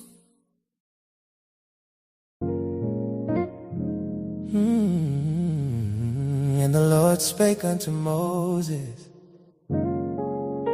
saying, speak unto the children of Israel, that they turn and encamp before Pi-hahiroth, between Migdol and the sea, over against Baal-zephon. Before it shall ye encamp by the sea. For Pharaoh will say of the children of Israel, they are entangled in the land, the wilderness hath shut them in. And I will harden Pharaoh's heart, that he shall follow after them. And I will be honored upon Pharaoh and upon all his host, that the Egyptians may know that I am the Lord. And they did so. And it was told the king of Egypt that the people fled. And the heart of Pharaoh and of his servants was turned against the people. And they said, why have we done this, that we have let Israel go from serving us? And he made ready his chariot, and took his people with him. And he took 600 chosen chariots, and all the chariots of Egypt, and captains over every one of them. And the Lord hardened the heart of Pharaoh, king of Egypt, and he pursued after the children of Israel. And the children of Israel went out within high hand, but the Egyptians pursued after them all the horses and chariots of Pharaoh and his horsemen and his army, and overtook them encamping by the sea beside Pi-hahiroth, before Baal-zephon. And when Pharaoh drew nigh, the children of Israel lifted up their eyes, and behold, the Egyptians marched after them, and they were sore afraid. And the children of Israel cried out unto the Lord, and they said unto Moses, because there were no graves in Egypt, hast thou taken us away to die in the wilderness? Wherefore hast thou dealt thus with us, to carry us forth out of Egypt? Is not this the word that we did tell thee in Egypt, saying, let us alone, that we may serve the Egyptians? For it had been better for us to serve the Egyptians than that we should die in the wilderness.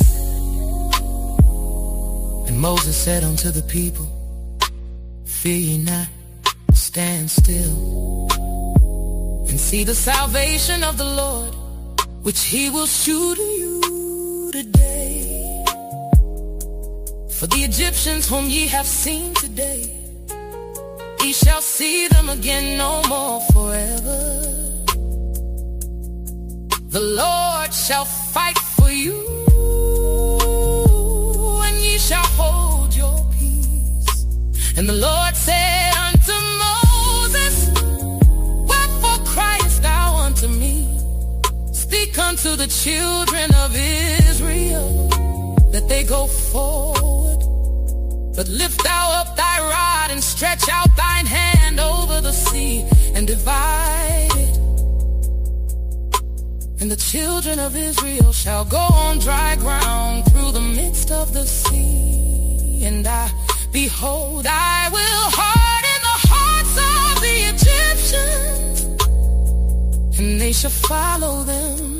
And I will give me honor upon Pharaoh, and upon all his host, upon his chariots, and upon his horsemen. And the Egyptians shall know that I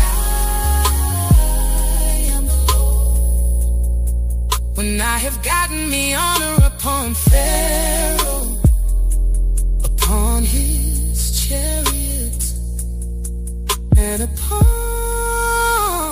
his horsemen.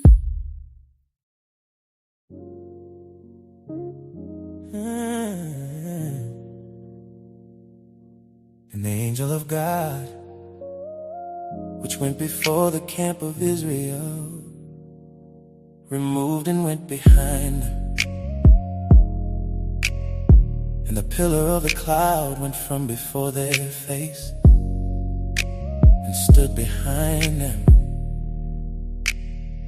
And it came between the camp of the Egyptians and the camp of Israel.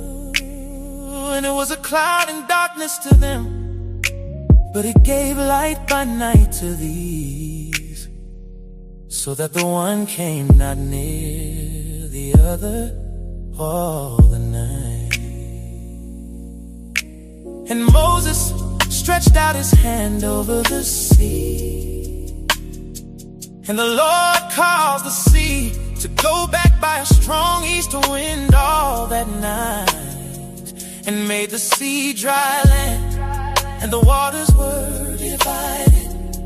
And the children of Israel went into the midst of the sea upon the dry ground, and the waters were a wall unto them on their right hand and on their left. And the Egyptians pursued and went in after them to the midst of the sea. Even all Pharaoh's horses, his chariots, and his horsemen. And it came to pass that in the morning watch the Lord looked unto the host of the Egyptians through the pillar of fire and of the cloud, and troubled the host of the Egyptians, and took off their chariot wheels, that they drave them heavily. So that the Egyptians said, let us flee from the face of Israel, for the Lord fighteth for them against the Egyptians. And the Lord said unto Moses, stretch out thine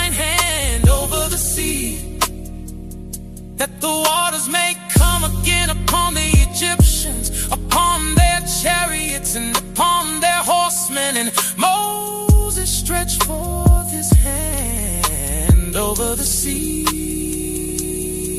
and the sea returned to its strength when the morning appeared, and the Egyptians fled against it, and the Lord overthrew the Egyptians in the midst of the sea. And the waters returned and covered the chariots and the horsemen and all the host of Pharaoh that came into the sea after them. There remained not so much as one of them. But the children of Israel walked upon dry land in the midst of a sea, and the waters were a wall unto them on their right hand and on their left. Thus the Lord saved Israel that day out of the hand of the Egyptians. And Israel saw that Egyptians dead upon the seashore. And Israel saw that great work which the Lord did upon the Egyptians. And the people feared the Lord and believed the Lord and his servant Moses.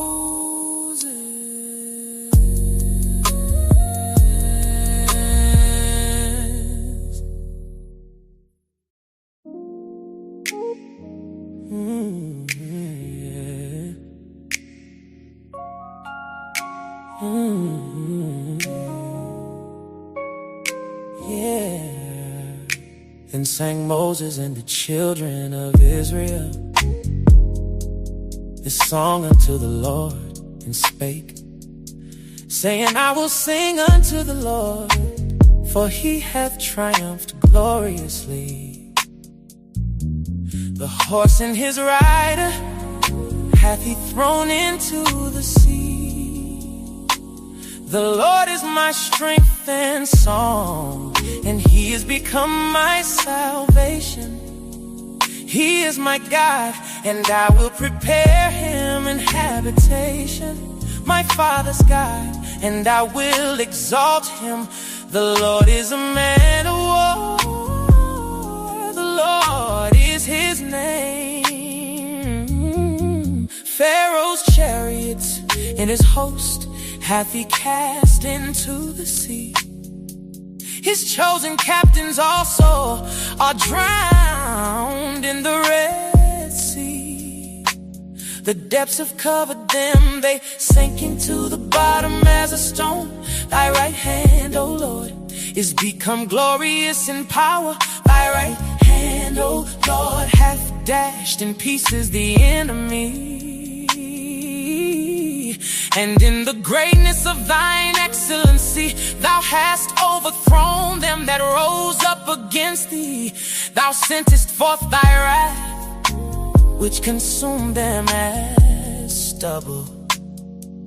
And with the blast of thy nostrils, the waters were gathered together. The flood stood upright as an heap, and the depths were congealed in the heart of the sea. The enemy said, I will pursue, I will overtake, I will divide the spoil. My lust shall be satisfied upon them. I will draw my sword, my hand shall destroy them. Thou didst blow with thy wind, the sea covered them. They sank as lead in the mighty waters. Who is like unto thee, O Lord, among the gods? Who is like thee? Glorious in holiness, fearful in praises, doing wonders. Thou stretchest out thy right hand, the earth swallowed them. Thou in thy mercy hast led forth the people which thou hast redeemed. Thou hast guided them in thy strength unto thy holy habitation. The people shall hear and be afraid. Sorrow shall take hold on the inhabitants of Palestina. Then the dukes of Edom shall be amazed. The mighty men of Moab trembling shall take hold upon them. All the inhabitants of Canaan shall melt away. Fear and dread shall fall upon them. By the greatness of thine arm they shall be as still as a stone.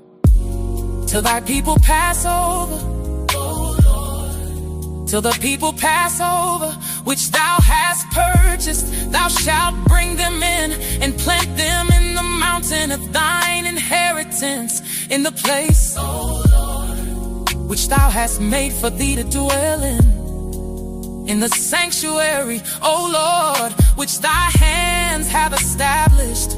The Lord shall reign forever and ever. For the horse of Pharaoh went in with his chariots and with his horsemen into the sea. And the Lord brought again the waters of the sea upon them. But the children of Israel went on dry land in the midst of the sea. And Miriam the prophetess, the sister of Aaron, took a timbrel in her hand, and all the women went out after her with timbrels and with dances.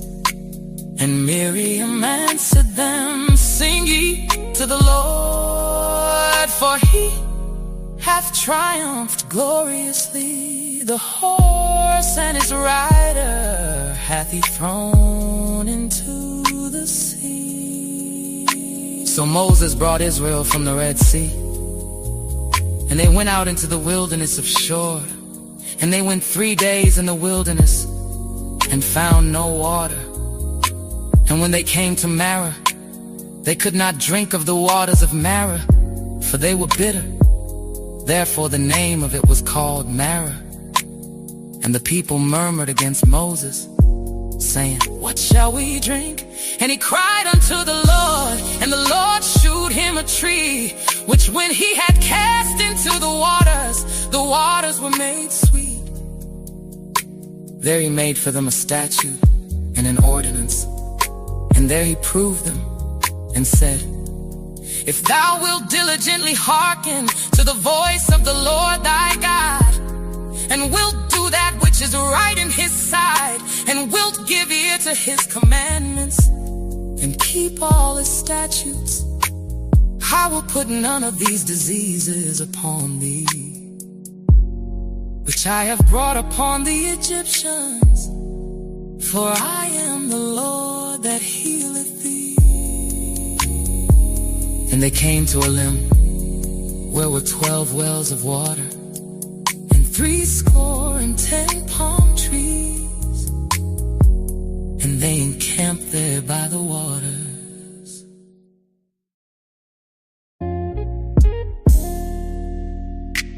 And they took their journey from Elim, and all the congregation of the children of Israel came unto the wilderness of Sin, which is between Elim and Sinai, on the 15th day of the 2nd month after their departing out of the land of Egypt.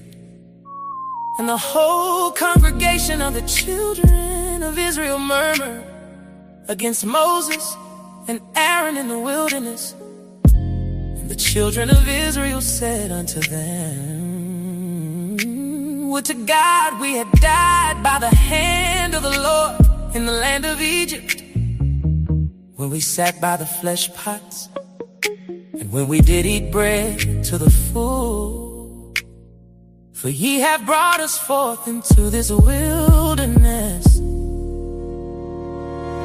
to kill this whole assembly with hunger. Then said the Lord unto Moses, Behold, I will rain bread from heaven for you, and the people shall go out and gather a certain rate every day, that I may prove them whether they will walk in my law or no. And it shall come to pass that on the 6th day they shall prepare that which they bring in, and it shall be twice as much as they gather daily.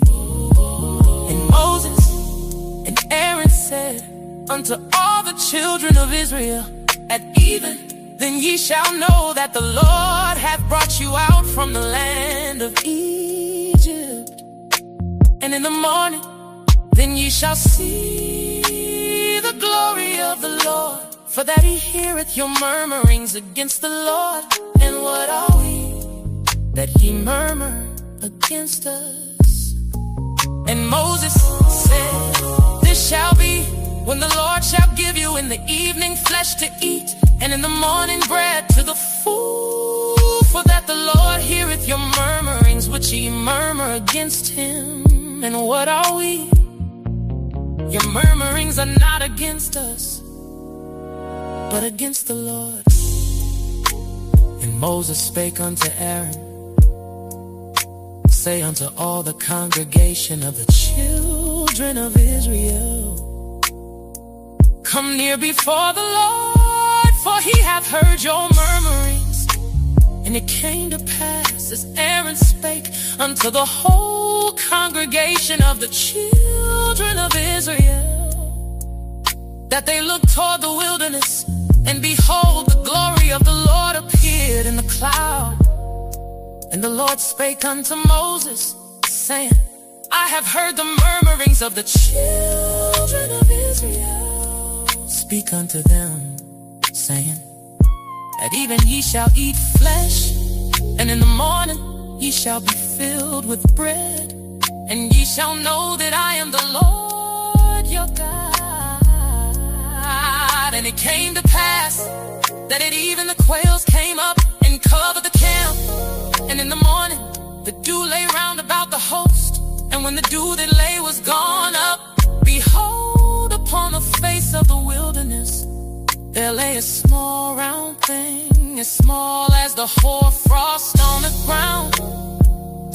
And when the children of Israel saw it, they said one to another, it is manna, for they wist not what it was.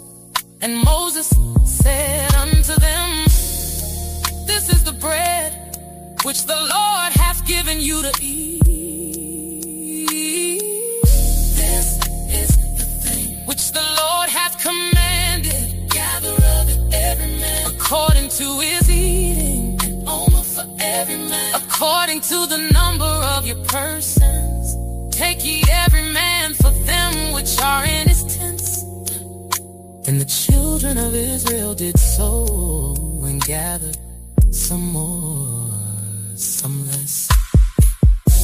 And when they did mediate with an omer, he that gathered much had nothing over, and he that gathered little had no lack. They gathered every man according to his eating. And Moses said, let no man leave of it till the morning. Notwithstanding they hearkened not unto Moses, but some of them left of it until the morning, and it bred worms and stank. And Moses was wroth with them, and they gathered it every morning, every man according to his eating. And when the sun waxed hot, it melted.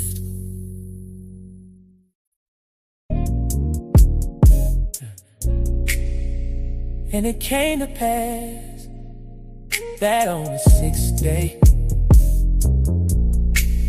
they gathered twice as much bread, 2 omers for one man. And all the rulers of the congregation came and told Moses, and he said unto them, this is that which the Lord hath said. Tomorrow is the rest of the holy Sabbath unto the Lord. Bake that which ye will bake today, and see that ye will see, and that which remaineth over lay up for you to be kept until the morning.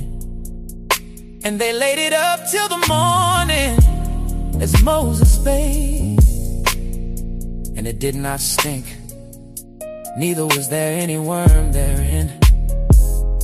And Moses said, eat that today, for today is a Sabbath unto the Lord. Today ye shall not find it in the field. 6 days ye shall gather it, but on the 7th day, which is the Sabbath, in it there shall be none. And it came to pass that there went out some of the people on the 7th day for to gather, and they found none. And the Lord said unto Moses, how long refuse ye to keep my commandments and my laws? See, for that the Lord hath given you the Sabbath. Therefore he giveth you on the 6th day the bread of 2 days. Abide ye every man in his place. Let no man go out of his place on the 7th day. So the people rested on the 7th day. And the house of Israel called the name thereof manna. And it was like coriander seed white, and the taste of it was like wafers made with honey. And Moses said, this is the thing which the Lord commanded, filling no more of it to be kept for your generations, that they may see the bread wherewith I have fed you in the wilderness, when I brought you forth from the land of Egypt. And Moses said unto Aaron, take a pot and put an omer full of manna therein, and lay it up before the Lord, to be kept for your generation, as the Lord commanded Moses. So Aaron laid it up before the testimony to be kept. And the children of Israel did eat manna 40 years, until they came to a land inhabited. They did eat manna until they came unto the borders of the land of Canaan. Now an omer is the 10th part of an ephah.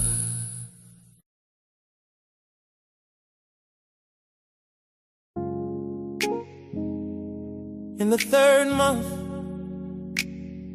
when the children of Israel were gone forth out of the land of Egypt, the same day came they into the wilderness of Sinai. For they were departed from Rephidim, and were come to the desert of Sinai, and had pitched in the wilderness, and there Israel camped before the mount. And Moses went up unto God, and the Lord called unto him out of the mountain, saying, thus shalt thou say to the house of Jacob, and tell the children of Israel, ye have seen what I did unto the Egyptians, and how I bare you on eagle's wings, and brought you unto myself. Now therefore, if ye will obey my voice indeed, and keep my covenant, then ye shall be a peculiar treasure unto me above all people, for all the earth is mine. And ye shall be unto me a kingdom of priests and an holy nation. These are the words which thou shalt speak unto the children of Israel. And Moses came and called for the elders of the people, and laid before their faces all these words which the Lord commanded him. And all the people answered together and said, all that the Lord hath spoken we will do. And Moses returned the words of the people unto the Lord. And the Lord said unto Moses, lo, I come unto thee in a thick cloud, that the people may hear when I speak with thee, and believe thee forever. And Moses told the words of the people unto the Lord. And the Lord said unto Moses,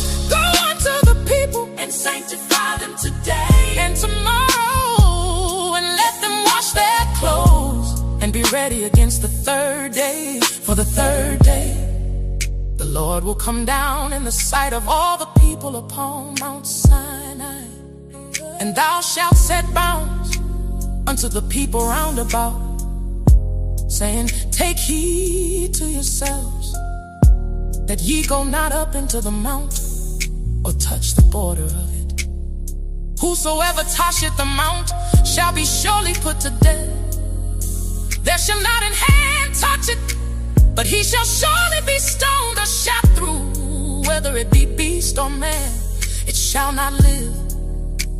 When the trumpet sounded long, they shall come up to the mount. And Moses went down from the mountain to the people, and sanctified the people, and they washed their clothes. And he said unto the people, be ready against the third day. Come not at your wives. And it came to pass on the third day in the morning, that there were thunders and lightnings, and a thick cloud upon the mount, and the voice of the trumpet exceeding loud, so that all the people that was in the camp trembled. And Moses brought forth the people out of the camp to meet with God. And they stood at the nether part of the mount, and Mount Sinai was altogether on a smoke, because the Lord descended upon it in fire, and the smoke thereof ascended as the smoke of a furnace, and the whole mount quaked greatly. And when the voice of the trumpet sounded long, and waxed louder and louder, Moses spake, and God answered him by a voice. And the Lord came down upon Mount Sinai, on the top of the mount. And the Lord called Moses up to the top of the mount, and Moses went up. And the Lord said unto Moses, go down, charge the people, lest they break through unto the Lord to gaze, and many of them perish. And let the priests also, which come near to the Lord, sanctify themselves, lest the Lord break forth upon them. And Moses said unto the Lord, the people cannot come up to Mount Sinai, for thou chargest us, saying, set bounds about the mount, and sanctify it.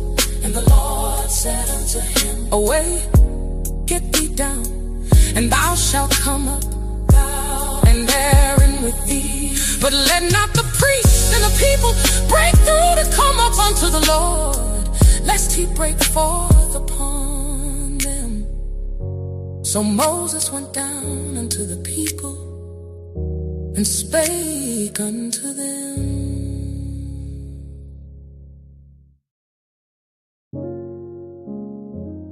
And God spake all these words, saying, I am the Lord thy God, which have brought thee out of the land of Egypt, out of the house of bondage. Thou shalt have no other gods before me. Thou shalt not make unto thee any graven image, or any likeness of anything that is in heaven above, or that is in the earth beneath, or that is in the water under the earth. Thou shalt not bow down thyself to them, nor serve them. For I, the Lord thy God, am a jealous God, visiting the iniquity of the fathers upon the children, unto the third and fourth generation of them that hate me, and shewing mercy unto thousands of them that love me, and keep my commandments. Thou shalt not take the name of the Lord thy God in vain, for the Lord will not hold him guiltless that taketh his name in vain. Remember the Sabbath day, to keep it holy. 6 days shalt thou labor, and do all thy work. But the seventh day is the Sabbath of the Lord thy God. In it thou shalt not do any work, thou, nor thy son, nor thy daughter, thy manservant, nor thy maidservant, nor thy cattle, nor thy stranger that For in 6 days the Lord made heaven and earth, the sea, and all that in them is, and rested the seventh day. Wherefore the Lord blessed the Sabbath day and hallowed it. Honor thy father and thy mother, that thy days may be long upon the land which the Lord thy God giveth thee. Thou shalt not kill. Thou shalt not commit adultery. Thou shalt not steal. Thou shalt not bear false witness against thy neighbor. Thou shalt not covet thy neighbor's house. Thou shalt not covet thy neighbor's wife, nor his manservant, nor his maidservant, nor his ox, nor his ass, nor anything that is thy neighbor's. And all the people saw the thunderings, and the lightnings, and the noise of the trumpet, and the mountain smoking. And when the people saw it, they removed and stood afar off. And they said unto Moses, Speak thou with us, and we will hear. But let not God speak with us, lest we die. And Moses said unto the people, Fear not, for God is come to prove you, and that his fear may be before your faces, that ye sin not. And the people stood afar off, and Moses drew near unto the thick darkness where God was. And the Lord said unto Moses, Thus thou shalt say unto the children of Israel, Ye have seen that I have talked with you from heaven. Ye shall not make with me gods of silver, neither shall ye make unto you gods of gold, an altar of earth thou shalt make unto me, and shalt sacrifice thereon thy burnt offerings, and thy peace offerings, thy sheep and thine oxen. In all places where I record my name, I will come unto thee, and I will bless thee. And if thou wilt make me an altar of stone, thou shalt not build it of hewn stone. For if thou lift up thy tool upon it, thou hast polluted it. Neither shalt thou go up by steps unto mine altar, that thy nakedness be not discovered thereon.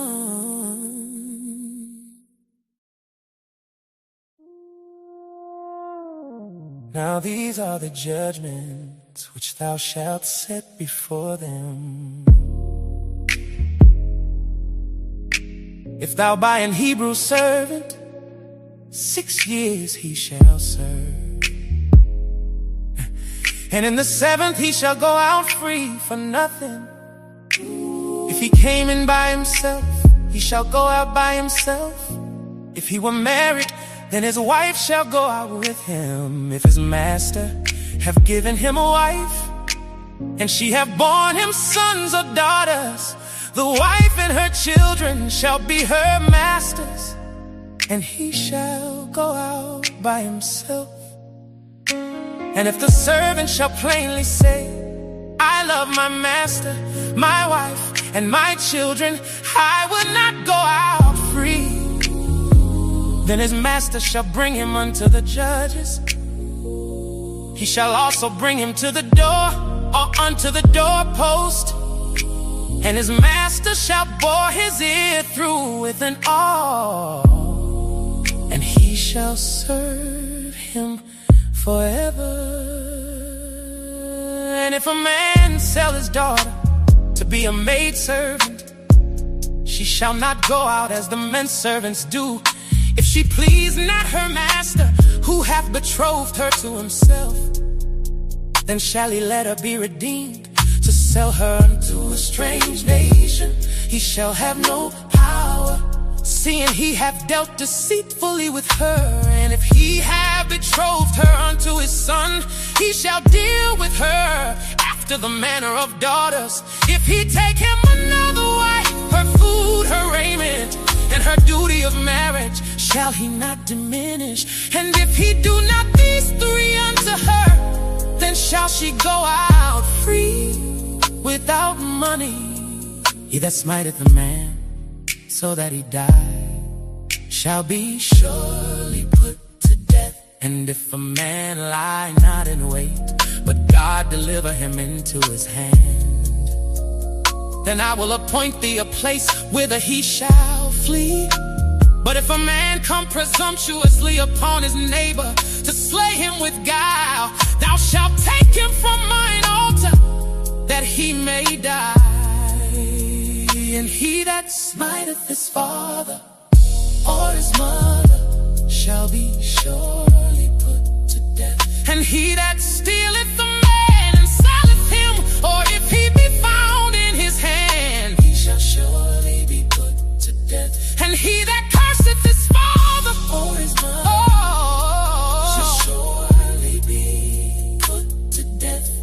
And if men strive together, and one smite another with a stone or with his fist, and he die not, but keepeth his bed, if he rise again and walk abroad upon his staff, then shall he that smote him be quit.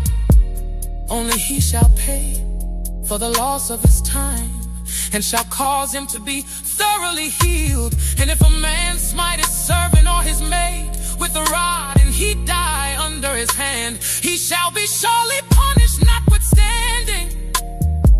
If he continue a day or two, he shall not be punished, for he is his money.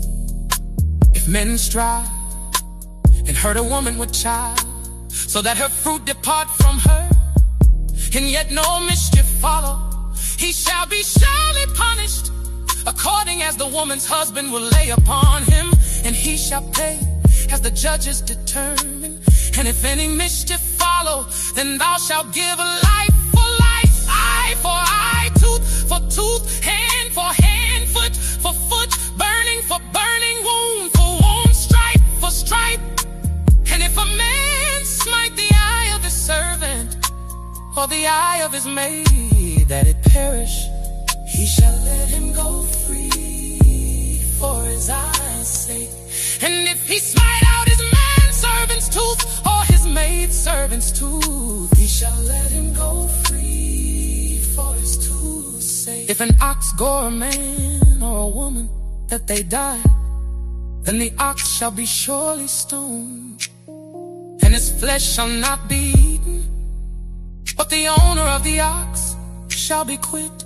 But if the ox were wont to push with his horn in time past, and it hath been testified to his owner, and he hath not kept him in, but that he hath killed a man or a woman, the ox shall be stoned, and his owner also shall be put to death. If there be laid on him a sum of money, then he shall give for the ransom of his life whatsoever is laid upon him, whether he have gored a son or have gored a daughter, according to this judgment shall it be done unto him. If the ox shall push a man's servant or a maidservant, he shall give unto their master 30 shekels of silver, and the ox shall be stoned. And if a man shall open a pit, or if a man shall dig a pit and not cover it, and an ox or an ass fall therein, the owner of the pit shall make it good, and give money unto the owner of them, and the dead beast shall be his. And if one man's ox hurt another's, that he die, then they shall sell the live ox, and divide the money of it, and the dead ox also they shall divide. Or if it be known that the ox hath used to push in time past, and his owner hath not kept him in, he shall surely pay ox for ox, and the dead shall be his own.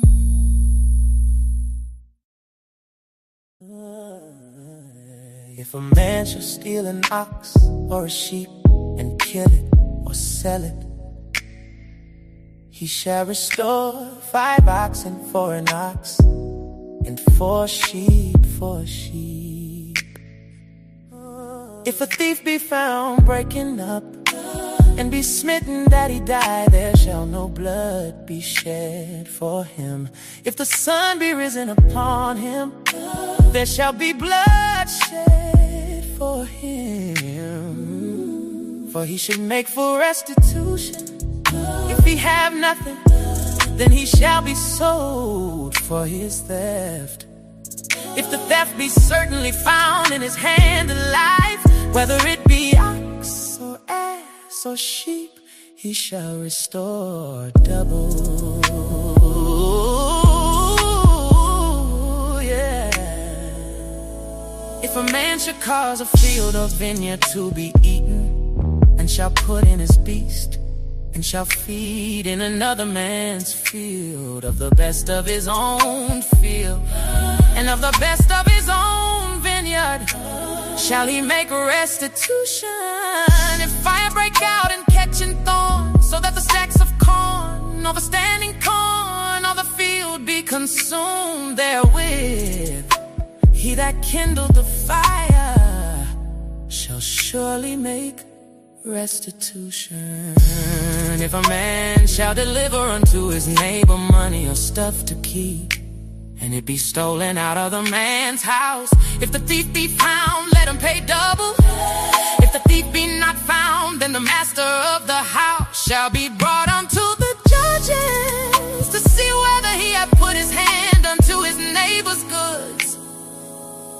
For all manner of trespass, whether it be for ox, for ass, for sheep, for raiment, or for any manner of lost thing which another challengeth to be his, the cause of both parties shall come before the judges, and whom the judges shall condemn, he shall pay double unto his neighbor.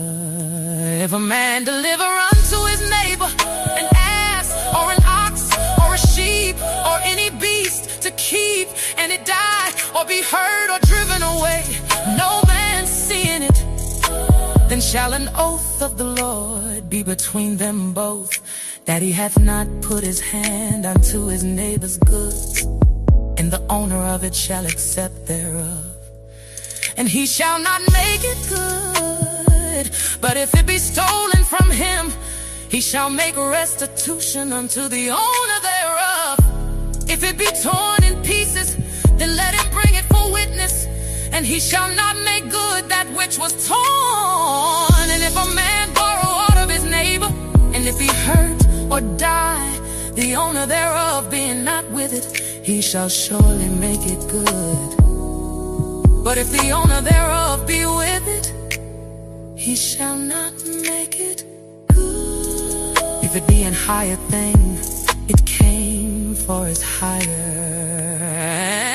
And if a man entice a maid that is not betrothed, and lie with her, he shall surely endow her to be his wife. If a father utterly refuse to give her unto him, he shall pay money according to the dowry of virgins. Thou shalt not suffer a witch to live. Whosoever lieth with a beast shall surely be put to death.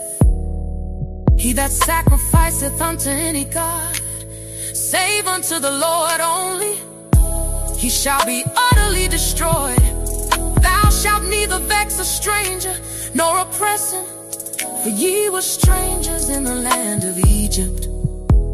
He shall not afflict any widow or fatherless child. If thou afflict them in any wise, and they cry at all unto me, I will surely hear their cry. And my wrath shall wax hot, and I will kill you with the sword, and your wives shall be widows, and your children fatherless. If thou lend money to any of my people that is poor by thee, thou shalt not be to him as an usurer, neither shalt thou lay upon him usury. If thou at all take thy neighbor's raiment to pledge, thou shalt deliver it unto him by that the sun goeth down. For that is his covering only, it is his raiment for his skin. Wherein shall he sleep? And it shall come to pass, when he crieth unto me, that I will hear, for I am gracious. Thou shalt not revile the gods, nor curse the ruler of thy people. Thou shalt not delay to offer the first of thy ripe fruits and of thy liquors. The firstborn of thy son shalt thou give unto me.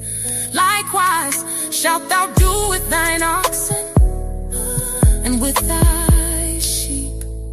7 days it shall be with his dam. On the 8th day thou shalt give it me. And ye shall be holy men unto me. Neither shall ye eat any flesh that is torn of beasts in the field. Ye shall cast it to the dogs. Thou shalt not raise a false report. Put not thine hand with the wicked, to be an unrighteous witness. Thou shalt not follow a multitude to do evil. Neither shalt thou speak in a cause to decline after many to rest judgment. Neither shalt thou countenance a poor man in his cause.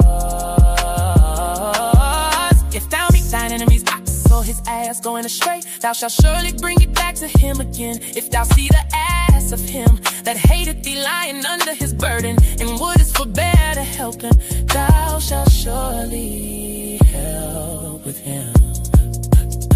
Thou shalt not rest the judgment of thy poor in his cause. Keep thee far from a false matter, and the innocent and righteous lay thou not. For I will not justify the wicked, and thou shalt take no gift. For the gift blinded the wise, and perverted the words of the righteous.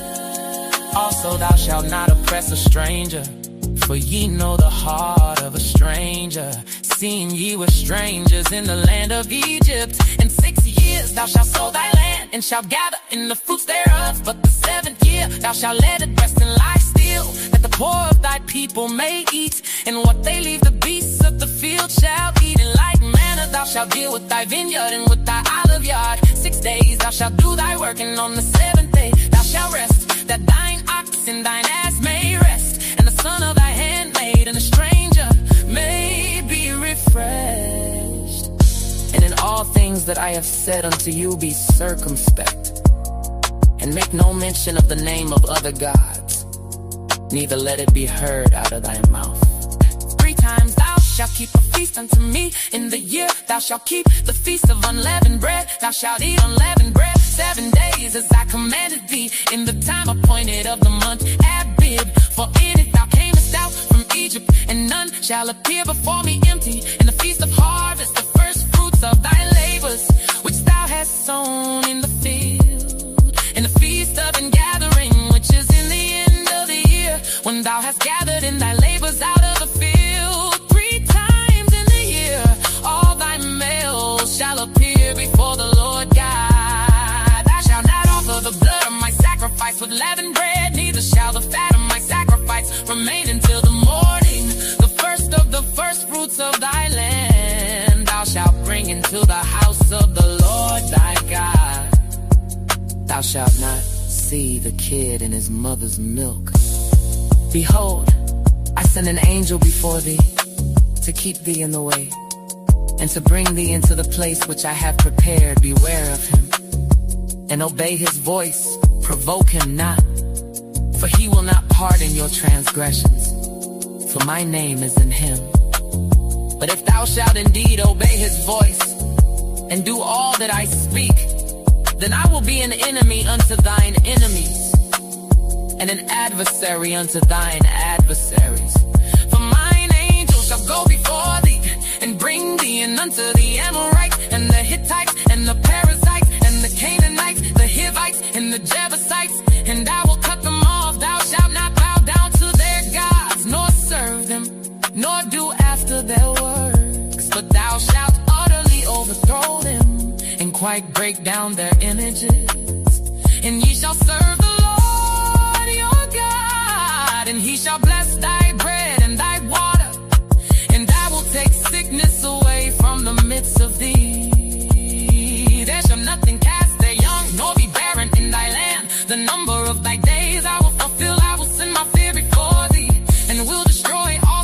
to whom thou shalt come, and I will make all thine enemies turn their backs unto thee. And I will send hornets before thee, which shall drive out the Hivite, the Canaanite, and the Hittite from before thee. I will not drive them out from before thee in 1 year, lest the land become desolate, and the beasts of the field multiply against thee. By little and little I will drive them out from before thee, until thou be increased and inherit the land. And I will set thy bounds from the Red Sea, even unto the sea of the Philistines, and from the desert unto the river. For I will deliver the inhabitants of the land into your hand, and thou shalt drive them out before thee. Thou shalt make no covenant with them, nor with their gods. They shall not dwell in thy land, lest they make thee sin against me. For if thou serve their gods, it will surely be a snare unto thee. And he said unto Moses, come up unto the Lord, thou and Aaron, Nadab and Abihu, and 70 other elders of Israel, and worship ye afar off. And Moses alone shall come near the Lord, but they shall not come nigh, neither shall the people go up with him. And Moses came and told the people all the words of the Lord, and all the judgments. And all the people answered with the one voice, and said, all the words which the Lord had said will we do. And Moses went all the words of the Lord, and rose up early in the morning, and builded an altar under the hill, and 12 pillars, according to the 12 tribes of Israel.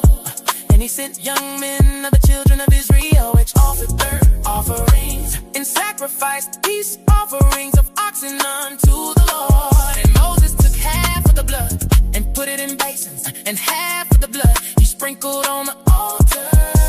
And he took the book of the covenant, and read in the audience of the people. And they said, all that the Lord had said will we do, and be obedient. And Moses took the blood and sprinkled it on the people, and said, behold the blood of the covenant, which the Lord hath made with you concerning all these words. Then went up Moses, and Aaron, Nadab, and Abihu, and 70 of the elders of Israel. And he saw the God of Israel, and there was under his feet, as it were a paved work of a sapphire stone, and as it were the body of heaven in his clearness. And upon the nobles of the children of Israel he laid not his hand. Also they saw God, and did eat and drink. And the Lord said unto Moses, come up to me into the mount, and be there, and I will give thee tables of stone, and a law, and commandments which I have written, that thou mayest teach them. And Moses arose up, and his minister Joshua, and Moses went up into the mount of God. And he said unto the elders, tarry ye here for us, until we come again unto you. And behold, Aaron and Hur are with you. If any man have any matters to do, let him come unto them. And Moses went up into the mount, and the cloud covered the mount, and the glory of the Lord abode upon Mount Sinai. And the cloud covered it 6 days, and the 7th day he called unto Moses out of the midst of the cloud. And the sight of the glory of the Lord was like devouring fire on the top of the mount, in the eyes of the children of Israel. And Moses went into the midst of the cloud, and gat him up into the mount. And Moses was in the mount 40 days and 40 nights. And the Lord spake unto Moses, saying, speak unto the children of Israel, that they bring me an offering. Of every man that giveth it willingly with his heart, ye shall take my offering. And this is the offering in which ye shall take of him. Gold and silver and brass and blue and purple and scarlet and fine linen and goat's hair and ram skins dyed red and badger skins and shittim wood. Oil for the light, spices for anointing oil, and for sweet incense, onyx stones and stones to be set in the ephod and in the breastplate. And let them make me a sanctuary, that I may dwell among them, according to all that I shew thee, after the pattern of the tabernacle, and the pattern of all the instruments thereof. Even so shall ye make it. And they shall make an ark of shittim wood, 2 cubits and a half shall be the length thereof, and a cubit and a half the breadth thereof, and a cubit and a half the height thereof. And thou shalt overlay it with pure gold, within and without shalt thou overlay it, and shalt make upon it a crown of gold round about. And thou shalt cast 4 rings of gold for it, and put them in the 4 corners thereof. And 2 rings shall be in the one side of it, and 2 rings in the other side of it. And thou shalt make staves of shittim wood, and overlay them with gold. And thou shalt put the staves into the rings by the sides of the ark, that the ark may be borne with them. The staves shall be in the rings of the ark, they shall not be taken from it. And thou shalt put into the ark the testimony which I shall give thee. And thou shalt make a mercy seat of pure gold, 2 cubits and a half shall be the length thereof, and the cubit and a half the breadth thereof. And thou shalt make 2 cherubims of gold, of beaten work shalt thou make them in the 2 ends of the mercy seat. And make 1 cherub on the one end, and the other cherub on the other end. Even of the mercy seat shall ye make the cherubims on the 2 ends thereof. And the cherubim shall stretch forth their wings on high, covering the mercy seat with their wings. And their faces shall look one to another, toward the mercy seat shall the faces of the cherubims be. And thou shalt put the mercy seat above upon the ark, and in the ark thou shalt put the testimony that I shall give thee. And there I will meet with thee, and I will commune with thee from above the mercy seat, from between the 2 cherubims which are upon the ark of the testimony of all things, which I will give thee in commandment unto the children of Israel. Thou shalt also make a table of shittim wood, 2 cubits shall be the length thereof, and a cubit the breadth thereof, and a cubit and a half the height thereof. And thou shalt overlay with pure gold, and make thereto a crown of gold round about. And thou shalt make unto it a border of an handbreadth round about. And thou shalt make a golden crown to the border thereof round about. And thou shalt make for it 4 rings of gold, and put the rings in the 4 corners that are on the 4 feet thereof. Over against the border shall the rings be for places of the staves to bear the table. And thou shalt make the staves of shittim wood, and overlay them with gold, that the table may be borne with them. And thou shalt make the dishes thereof, and spoons thereof, and covers thereof, and bowls thereof, to cover with all of pure gold shalt thou make them. And thou shalt set upon the table shewbread before me always. And thou shalt make a candlestick of pure gold, of beaten work shall the candlestick be made. His shaft and his branches, his bowls, his knops, and his flowers shall be of the same. And 6 branches shall come out of the sides of it, 3 branches of the candlestick out of the one side, and 3 branches of the candlestick out of the other side. 3 bowls made like the 2 almonds, with a knop and a flower in one branch, and 3 bowls made like almonds in the other branch, with a knop and a flower. So in the 6 branches that come out of the candlestick, and in the candlestick shall be 4 bowls made like unto almonds, with their knops and their flowers. And there shall be a knop under 2 branches of the same, and a knop under 2 branches of the same, and a knop under 2 branches of the same, according to the 6 branches that proceed out of a candlestick. Their knops and their branches shall be of the same. All it shall be one beaten work of pure gold. And thou shalt make the 7 lamps thereof, and they shall light the lamps thereof, that they may give light over against it. And the tongues thereof, and the snuff dishes thereof, shall be of pure gold, of a talent of pure gold shall he make it. With all these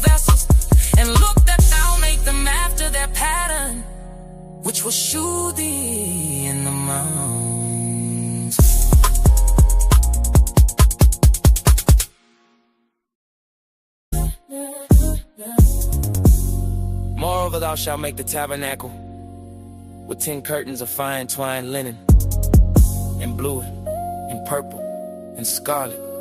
With cherubims of cunning work shalt thou make them. The length of one curtain shall be 8 and 20 cubits, and the breadth of one curtain 4 cubits. And every one of the curtains shall have one measure. The 5 curtains shall be coupled together one to another, and other 5 curtains shall be coupled one to another. And thou shalt make loops of blue upon the edge of the one curtain from the selvage and the coupling. And likewise shalt thou make in the uttermost edge of another curtain, in the coupling of the second. 50 loops shalt thou make in the one curtain, and 50 loops shalt thou make in the edge of the curtain that is in the coupling of the second, that the loops may take hold one of another. And thou shalt make 50 taches of gold, and couple the curtains together with the taches, and it shall be one tabernacle. And thou shalt make curtains of gold to be a covering upon the tabernacle. 11 curtains shalt thou make, the length of one curtain shall be 30 cubits, and the breadth of one curtain 4 cubits. And the 11 curtains shall be all of one measure. And thou shalt couple 5 curtains by themselves, and 6 curtains by themselves, and shalt double the 6th curtain in the forefront of the tabernacle. And thou shalt make 50 loops on the edge of the one curtain that is outmost in the coupling, and 50 loops in the edge of the curtain which coupleth the second. And thou shalt make 50 taches of brass, and put the taches into the loops, and couple the 10 together, that it may be one. And the remnant that remaineth of the curtains of the 10, the half curtain that remaineth, shall hang over the backside of the tabernacle. And a cubit on the one side, and a cubit on the other side of that which remaineth in the length of the curtains of the tent, shall hang over the sides of the tabernacle on this side and on that side to cover it.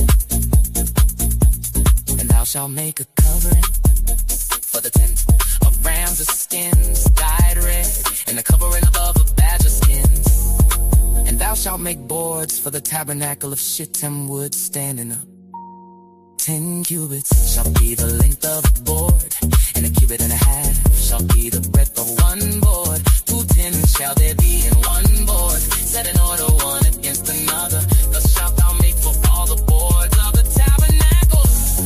And thou shalt make the boards for the tabernacle, 20 boards on the south side, southward. And thou shalt make 40 sockets of silver under the 20 boards, 2 sockets under one board for his 2 tenons, and 2 sockets under another board for his 2 tenons. And for the second side of the tabernacle, on the north side there shall be 20 boards, and the 40 sockets of silver, 2 sockets under one board, and 2 sockets under another board. And for the sides of the tabernacle westward, thou shalt make 6 boards, and 2 boards shalt thou make for the corners of the tabernacle in the 2 sides. And they shall be coupled together beneath, and they shall be coupled together above the head of it unto one ring. Thus shall it be for them both. They shall be for the 2 corners, and they shall be 8 boards, and their sockets of silver 16 sockets, 2 sockets under one board, and 2 sockets under. And thou shalt make bars of shittim wood, 5 for the boards of the one side of the tabernacle, and 5 bars for the boards of the other side of the tabernacle, and 5 bars for the boards of the side of the tabernacle, for the 2 sides westward. In the middle bar, in the midst of the board shall reach from end to end. And thou shalt overlay the boards with gold, and make make their rings of gold for places for the bars. And thou shalt overlay the bars with gold.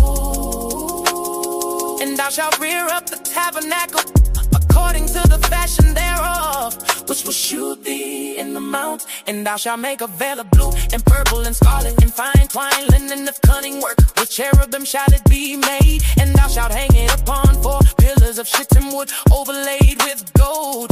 Their hooks shall be of gold upon the 4 sockets of silver. And thou shalt hang up the veil under the taches, that thou mayest bring in thither within the veil the ark of the testimony. And the veil shall divide unto you between the holy place and the most holy. And thou shalt put the mercy seat upon the ark of the testimony in the most holy place. And thou shalt set the table without the veil, and the candlestick over against the table on the side of the tabernacle towards the south. And thou shalt put the table on the north side. And thou shalt make an hanging for the door of the tent of blue and purple and scarlet and fine twine linen wrought with needlework. And thou shalt make for the hanging 5 pillars of shittim wood, and overlay them with gold. And their hooks shall be of gold. And thou shalt cast 5 sockets of brass for them.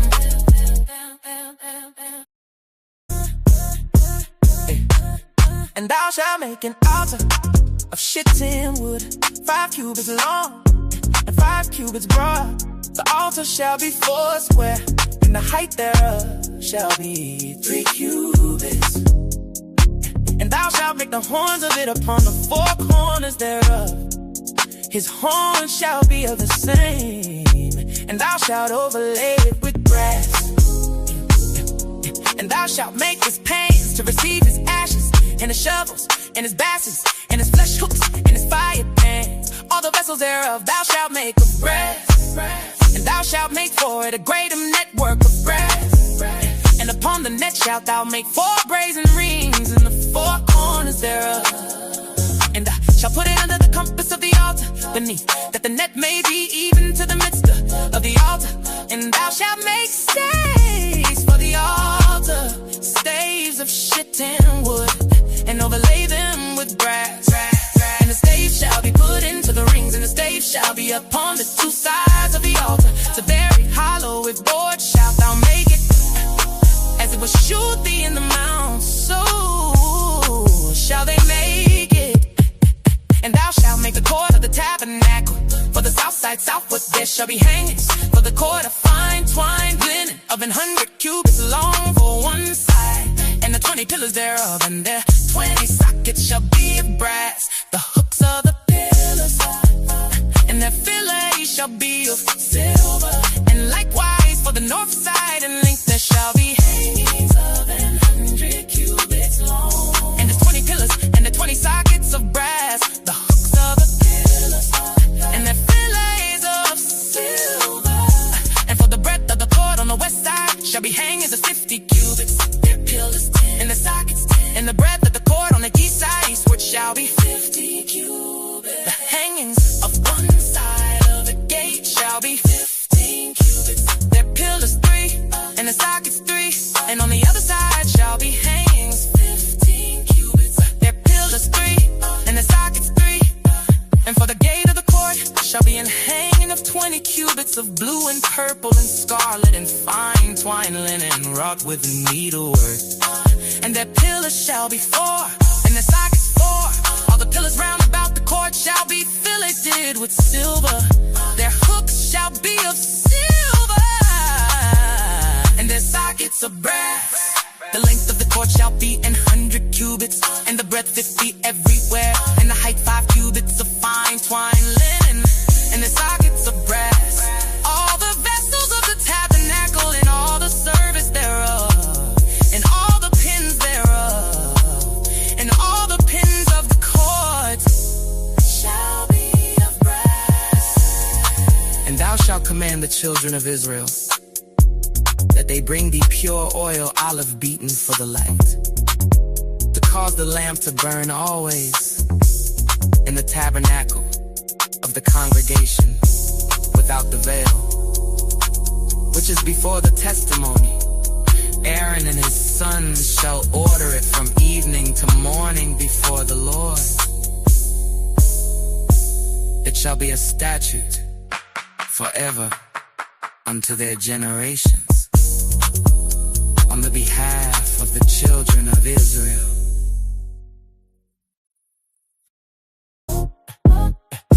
And take thou unto thee Aaron thy brother, and his sons with him, from among the children of Israel, that he may minister unto me in the priest's office.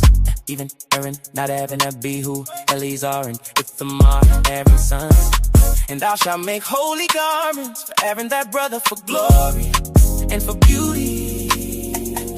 And thou shalt speak unto all that are wise-hearted, whom I have filled with the spirit of wisdom, that they may make Aaron's garments to consecrate him, that he may minister unto me in the priest's office. And these are the garments which they shall make: a breastplate and a ephod and a robe and a broidered coat, a mitre and a girdle. And they shall make holy garments for Aaron thy brother and his sons, that he may minister unto me in the priest's office. And they shall take gold and blue and purple and scarlet and fine linen, and they shall make the ephod of gold, of blue, and of purple, of scarlet and fine twine linen, with cunning work. It shall have the two shoulder pieces thereof, joined at the two edges thereof, and so it shall be joined together. And the curious girdle of the ephod, which is upon it, shall be of the same according to the work thereof, even of gold, of blue, and purple, and scarlet, and fine twine linen. And thou shalt take 2 onyx stones, engrave on them the names of the children of Israel, 6 of their names on one stone, and the other 6 names of the rest on the other stone, according to their birth, with the work of an engraver in stone, like the engravings of a signet. Shalt thou engrave the 2 stones with the names of the children of Israel. Thou shalt make them to be set in ouches of gold, and thou shalt put the 2 stones upon the shoulders of the ephod, the stones a memorial unto the children of Israel. And Aaron shall bear their names before the Lord upon his 2 shoulders for a memorial. And thou shalt make ouches of gold and 2 chains of pure gold at the ends of wreathen work. Shalt thou make them and fasten the wreathen chains to the ouches. And thou shalt make a breastplate of judgment with cunning work after the work of the ephod. Thou shalt make it of gold, of blue, and of purple, and of scarlet, and of fine twine linen. Shalt thou make it 4 square, it shall be beaten double. A span shall be the length thereof, and a span shall be the breadth thereof. And thou shalt set in its settings of stones, even 4 rows of stones. The first row shall be a sardius, a topaz, and a carbuncle. This shall be the first row. And the second row shall be an emerald, a sapphire, and a diamond. And the third row a ligure, and an agate, and an amethyst. And the 4th row a beryl, and an onyx, and a jasper. They shall be set in gold and their enclosings. And the stones shall be with the names of the children of Israel, 12 according to their names, like the engravings of a signet. Everyone with his name shall they be according to the 12 tribes. And thou shalt make upon the breastplate chains at the ends of a wreathen work of pure gold. And thou shalt make upon the breastplate 2 rings of gold, and shalt put the 2 rings on the 2 ends of the breastplate. And thou shalt put the 2 wreathen chains of gold in the 2 rings which are on the ends of the breastplate. And the other 2 ends of the 2 wreathen chains thou shalt fasten in the 2 ouches, and put them on the shoulder pieces of the ephod before it.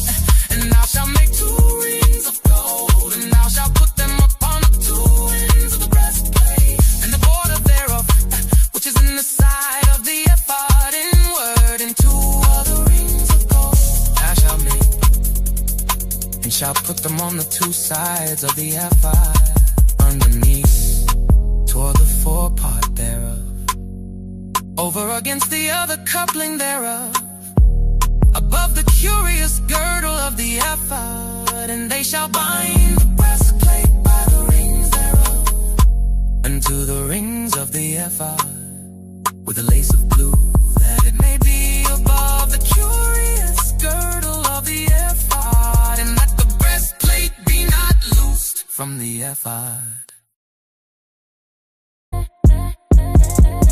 And Aaron shall bear the names of the children of Israel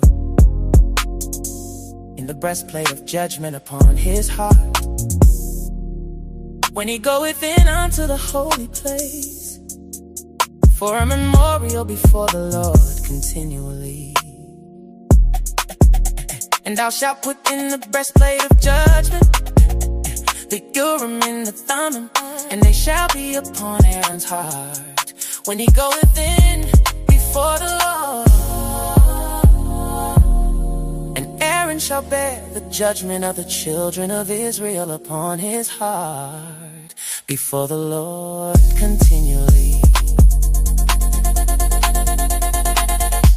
And thou shalt make the robe of the ephod all of blue, and there shall be an hole in the top of it, in the midst thereof. It shall have a binding of woven work round about the whole of it, as it were the whole of an half a John, that it be not written. And beneath upon the hem of it, thou shalt make pomegranates of blue and a purple and a scarlet round about the hem thereof, and bells of gold between them round about. A golden bell and a pomegranate, a golden bell and a pomegranate upon the hem of the robe round about. And it shall be upon Aaron to minister, and his sound shall be heard when he goeth in unto the holy place before the Lord. And when he cometh out, that he die not. And thou shalt make a plate of pure gold, engrave upon it like the engravings of a sainted holiness to the Lord. And thou shalt put it on a blue lace, that it may be upon the mitre, upon the forefront of the mitre it shall be. And it shall be upon Aaron's forehead, that Aaron may bear the iniquity of the holy things, which the children of Israel shall hallow in all their holy gifts. And it shall be always upon his forehead, that they may be accepted before the Lord. And thou shalt embroider the coat of fine linen, and thou shalt make the mitre of fine linen, and thou shalt make the girdle of needlework. And for Aaron's sons, thou shalt make coats, and thou shalt make for them girdles, and bonnets shalt thou make for them, for glory and for beauty. And thou shalt put them upon Aaron thy brother, and his sons with him, and shalt anoint them, and consecrate them, and sanctify them, that they may minister unto me in the priest's office. And thou shalt make them linen breeches to cover their nakedness, from the loins even unto the thighs they shall reach. And they shall be upon Aaron and upon his sons, when they come in unto the tabernacle of the congregation, or when they come near unto the altar to minister in the holy place, that they bear not iniquity. And it shall be a statute forever unto him, and his seed after him.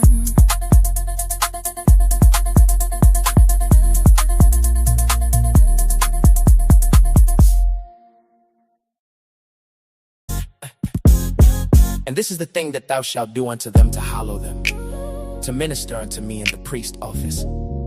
Take one young bullock, and 2 rams without blemish, and unleavened bread, and cakes unleavened tempered with oil, and wafers unleavened anointed with oil. Of wheaten flour shalt thou make them. And thou shalt put them into one basket, and bring them in the basket with the bullock and the 2 rams. And Aaron and his sons thou shalt bring unto the door of the tabernacle of the congregation, and shalt wash them with water. And thou shalt take the garments, and put upon Aaron the coat and the robe of the ephod, and the ephod and the breastplate, and gird him with the curious girdle of the ephod. And thou shalt put the mitre upon his head, and put the holy crown upon the mitre. And shalt thou take the anointing oil, and pour it upon his head, and anoint him. And thou shalt bring his sons, and put coats upon them, and thou shalt gird them with girdles, Aaron and his sons, and put the bonnets on them. And the priest's office shall be theirs for a perpetual statute. And thou shalt consecrate Aaron and his sons. And thou shalt cause a bullock to be brought before the tabernacle of the congregation. And Aaron and his sons shall put their hands upon the head of the bullock. And thou shalt kill the bullock before the Lord by the door of the tabernacle of the congregation. And thou shalt take of the blood of the bullock and put it upon the horns of the altar with thy finger, and pour all the blood beside the bottom of the altar.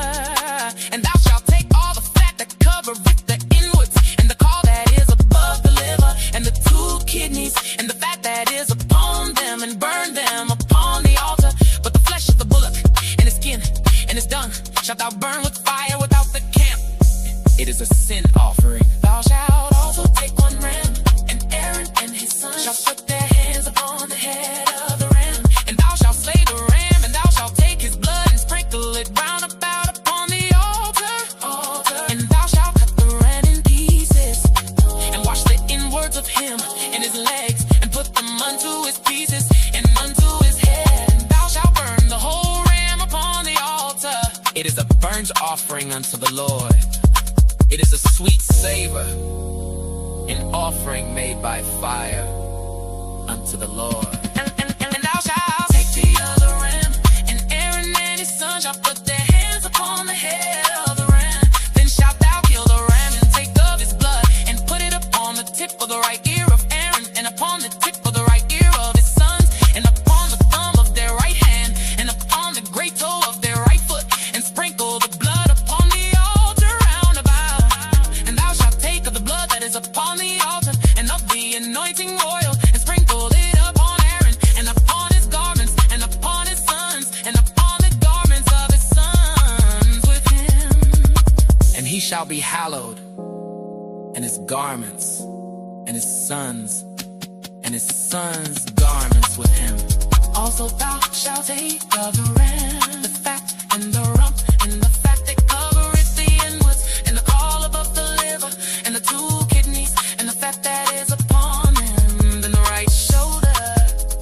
For it is a ram of consecration, and 1 loaf of bread, and 1 cake of oil bread, and 1 wafer out of the basket of the unleavened bread that is before the Lord.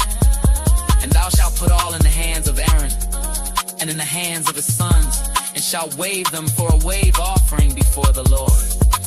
And thou shalt receive them of their hands, and burn them upon the altar, for a burnt offering, for a sweet savor before the Lord. It is an offering made by fire unto the Lord. And thou shalt take the breast of the ram of Aaron's consecration, and wave it for a wave offering before the Lord. And it shall be thy part, and thou shalt sanctify the breast of the wave offering, and the shoulder of the heave offering, which is a wave, and which is heaved up, of the ram of the consecration, even of that which is for Aaron, and of that which is for his sons. And it shall be Aaron's and his sons by a statute forever from the children of Israel. For it is an heave offering. And it shall be an heave offering from the children of Israel of the sacrifice of their peace offerings, even their heave offering unto the Lord. And the holy garments of Aaron shall be his sons after him, to be anointed therein, and to be consecrated in them. And that son that is priest in his stead shall put them on 7 days, when he cometh into the tabernacle of the congregation, to minister in the holy place. And thou shalt take the ram of the consecration, and see this flesh in the holy place. And Aaron and his sons shall eat the flesh of the ram, and the bread that is in the basket by the door of the tabernacle of the congregation. And they shall eat those things wherewith the atonement was made, to consecrate and to sanctify them. But a stranger shall not eat thereof, because they are holy. And if aught of the flesh of the consecrations or of the bread remain unto the morning, then thou shalt burn the remainder with fire. It shall not be eaten, because it is holy. And thus shalt thou do unto Aaron and to his sons, according to all things which I have commanded thee. 7 days shalt thou consecrate consecrated. And thou shalt offer every day a bullock for a sin offering for atonement. And thou shalt cleanse the altar when thou hast made an atonement for it. And thou shalt anoint it to sanctify it. 7 days thou shalt make an atonement for the altar and sanctify it. And it shall be an altar most holy. Whatsoever toucheth the altar shall be holy. Now this is that which thou shalt offer upon the altar: 2 lambs of the first year, day by day, continually.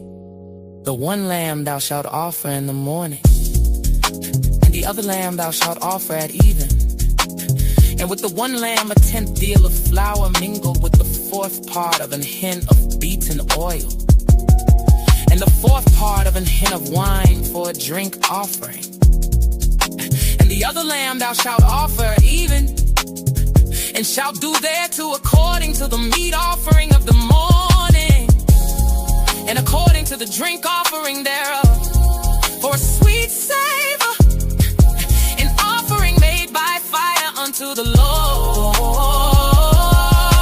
This shall be a continual burnt offering throughout your generations at the door of the tabernacle of the congregation before the Lord, where I will meet you to speak there unto thee.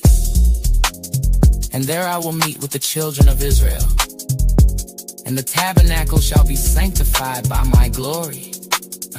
And I will sanctify the tabernacle of the congregation and the altar.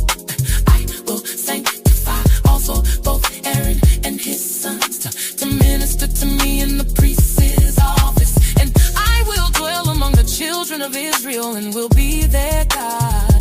And they shall know that I am the Lord their God, that brought them forth out of the land of Egypt, that I may dwell among them. I am the Lord their God. And thou shalt make an altar to burn incense upon of shittim wood. Shalt thou make it a cubit, shall be the length thereof, and a cubit the breadth thereof. 4 square shall it be, and 2 cubits shall be the height thereof. The horns thereof shall be of the same. And thou shalt overlay it with pure gold, the top thereof, and the sides thereof round about, and the horns thereof. And thou shalt make unto it a crown of gold round about, and 2 golden rings shalt thou make to it under the crown of it. By the 2 corners thereof, upon the 2 sides of it shalt thou make it. And they shall be for places for the staves to bear it withal. And thou shalt make the staves of shittim wood, and overlay them with gold. And thou shalt put it before the veil that is by the ark of the testimony, before the mercy seat that is over the testimony, where I will meet with thee. And Aaron shall burn thereon sweet incense every morning. When he dresseth the lamps, he shall burn incense upon it. And when Aaron lighted the lamps at even, he shall burn incense upon it. A perpetual incense before the Lord throughout your generations. You shall offer no strange incense thereon, no burnt sacrifice, no meat offering. Neither shall ye pour drink offering thereon. And Aaron shall make an atonement upon the horns of it once in a year with the blood of the sin offering of atonement. Once in the year shall he make atonement upon it throughout your generations. It is most holy unto the Lord. And the Lord spake unto Moses, saying, when thou takest the sum of the children of Israel after their number, then shall they give every man a ransom for his soul unto the Lord. When thou numberest them, let there be no plague among them. When thou numberest them, this they shall give everyone that passeth among them that are numbered. Half a shekel, that with the shekel of the sanctuary. A shekel is 20 gerahs. And half shekel shall be the offering of the Lord. Everyone that passeth among them that are numbered, from 20 years old and above, shall give an offering unto the Lord. The rich shall not give more, the poor shall not give less than half a shekel, when they give an offering unto the Lord, to make an atonement for your souls. And thou shalt take the atonement money of the children of Israel, and shalt appoint it for the service of the tabernacle of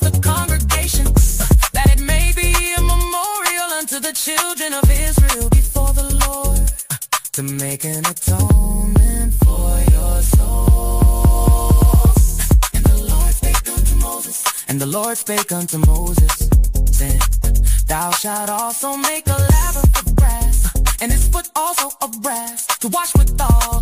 And thou shalt put it between the tabernacle of the congregation and the altar. And thou shalt put water therein for Aaron and his sons shall wash their hands and their feet thereat. When they go into the tabernacle of the congregation, they shall wash with water, that they die not. Or when they come near to the altar to minister the burnt offering made by fire unto the Lord, so they shall wash their hands and their feet, that they die not. And it shall be a statute forever to them, even to him and to his seed throughout their generations.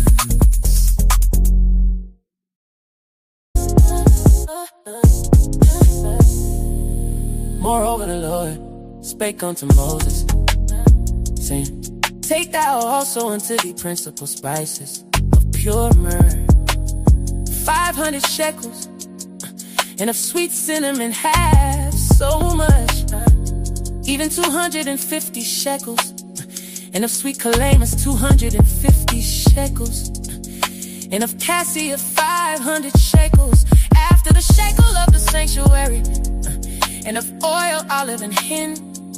And thou shalt make it an oil of holy ointment, an ointment compound, after the art of the apothecary. It shall be an holy anointing oil. And thou shalt anoint the tabernacle of the congregation therewith, and the ark of the testimony, and the table and all its vessels, and the candlestick and its vessels, and the altar of incense, and the altar of burnt offering with all its vessels, and the laver in its foot. And thou shalt sanctify them, that they may be most holy. Whatsoever toucheth them shall be holy. And thou shalt anoint Aaron and his sons, and consecrate them, that they may minister unto me in the priest's office. And thou shalt speak unto the children of Israel, saying, this shall be an holy anointing oil unto me throughout your generations. Upon man's flesh shall it not be poured, neither shall you make any other like it. After the composition of it, it is holy, and it shall be holy unto you. Whosoever compoundeth any like it, or whosoever putteth any of it upon a stranger, shall even be cut off from his people. And the Lord said unto Moses, take unto thee sweet spices, stack thee in onycha and galbanum, these sweet spices with pure frankincense. Of each shall there be a like weight, and thou shalt make it a perfume, a confection after the art of the apothecary, tempered together, pure and holy. And thou shalt beat some of it very small, and put of it before the testimony in the tabernacle of the congregation, where I will meet with thee. It shall be unto you most holy. And as for the perfume which thou shalt make, ye shall not make to yourselves according to the composition thereof. It shall be unto thee holy. For the Lord, whosoever shall make like unto that, to smell thereto, shall even be cut off from his people.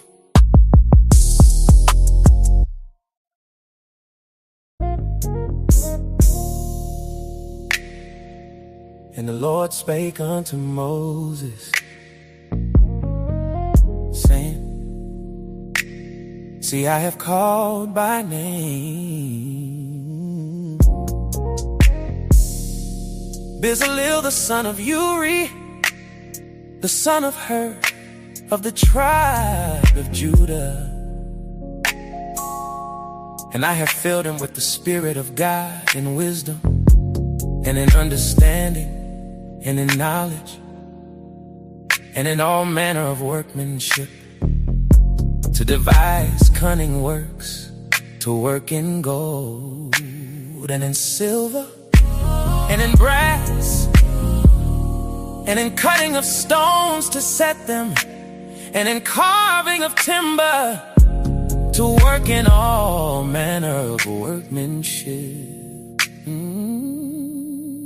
And I, behold, I have given with him Aholiab, the son of Ahisamach, of the tribe of Dan. And in the hearts of all that are wise-hearted I have put wisdom, that they may make all that I have commanded thee: the tabernacle of the congregation, and the ark of the testimony, and the mercy seat that is thereupon, and all the furniture of the tabernacle, and the table and its furniture, and the pure candlestick with all his furniture, and the altar of incense, and the altar of burnt offering with all his furniture, and the laver and his foot, and the clothes of service, and the holy garments for Aaron the priest, and the garments of his sons to minister in the priest's office, and the anointing oil and sweet incense for the holy place. According to all that I have commanded thee shall they do. And the Lord spake unto Moses, saying, Speak thou also unto the children of Israel, saying, Verily my Sabbaths ye shall keep, for it is a sign between me and you throughout your generations, that ye may know that I am the Lord that doth sanctify you. Ye shall keep the Sabbath therefore, for it is holy unto you. Everyone that defileth it shall surely be put to death. For whosoever doeth any work therein, that soul shall be cut off from among his people. 6 days may work be done, but in the seventh is the Sabbath of rest, holy to the Lord. Whosoever doeth any work in the Sabbath day, he shall surely be put to death. Wherefore the children of Israel shall keep the Sabbath, to observe the Sabbath throughout their generations, for a perpetual covenant. It is a sign between me and the children of Israel forever. For in 6 days the Lord made heaven and earth, and on the seventh day he rested and was refreshed. And he gave unto Moses, when he had made an end of communing with him upon Mount Sinai, 2 tables of testimony, tables of stone, written with the finger of God.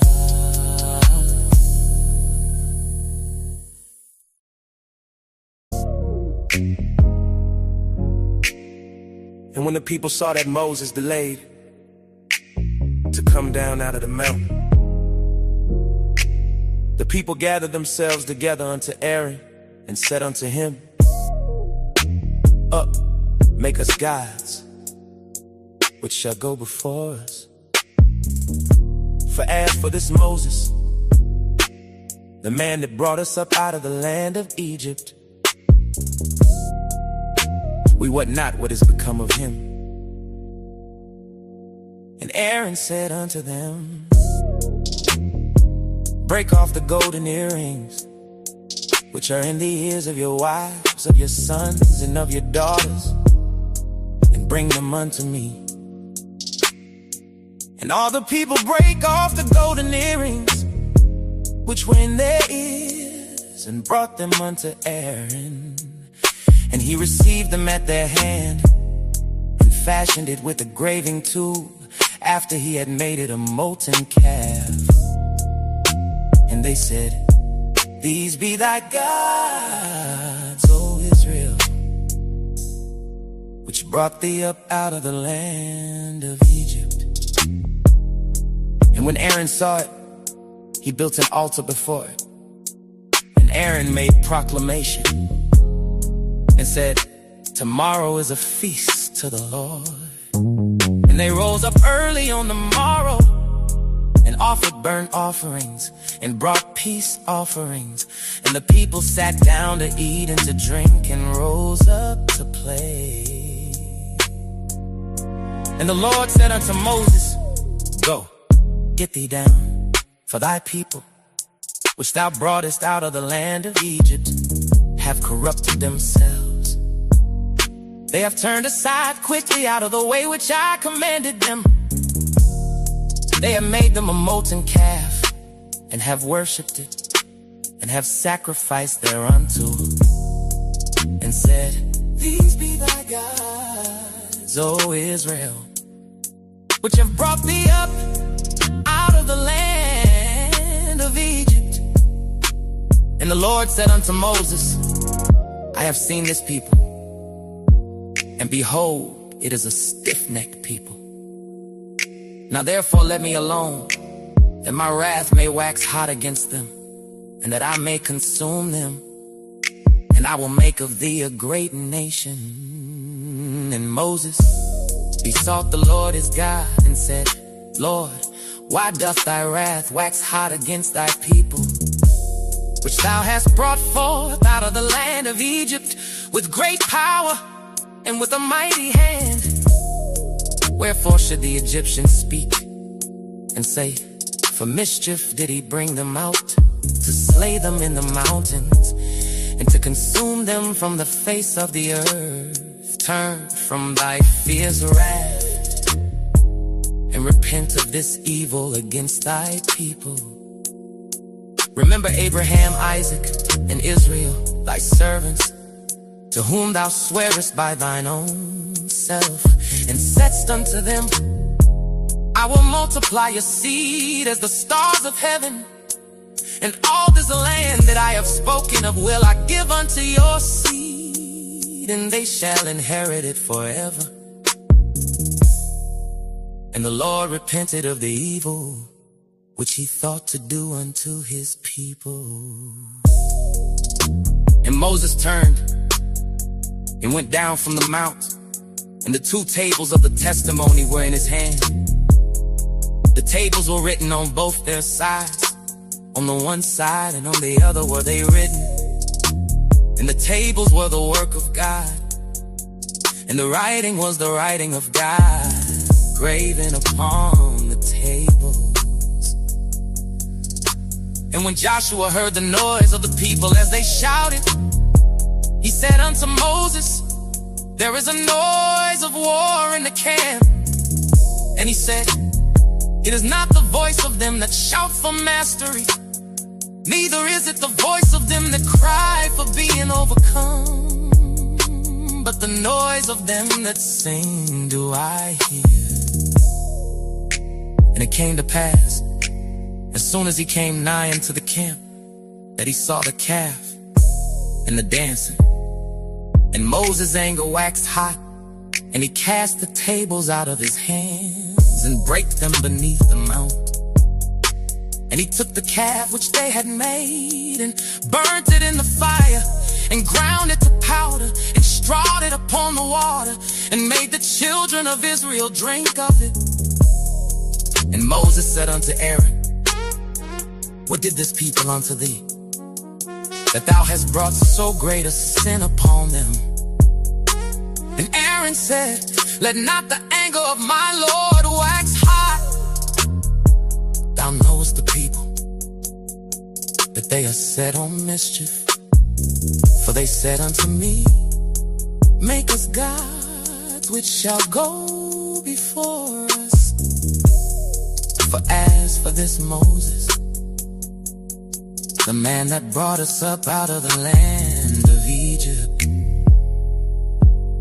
we would not what is become of him. And I said unto them, Whosoever hath any gold, let them break it off.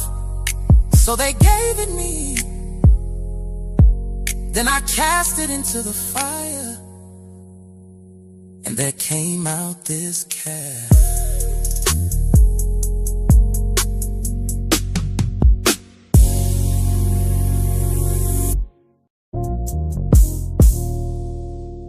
And when Moses saw that the people were naked, for Aaron had made them naked unto their shame among their enemies. Then Moses stood in the gate of the camp and said, who is on the Lord's side? Let him come unto me. And all the sons of Levi gathered themselves together unto him.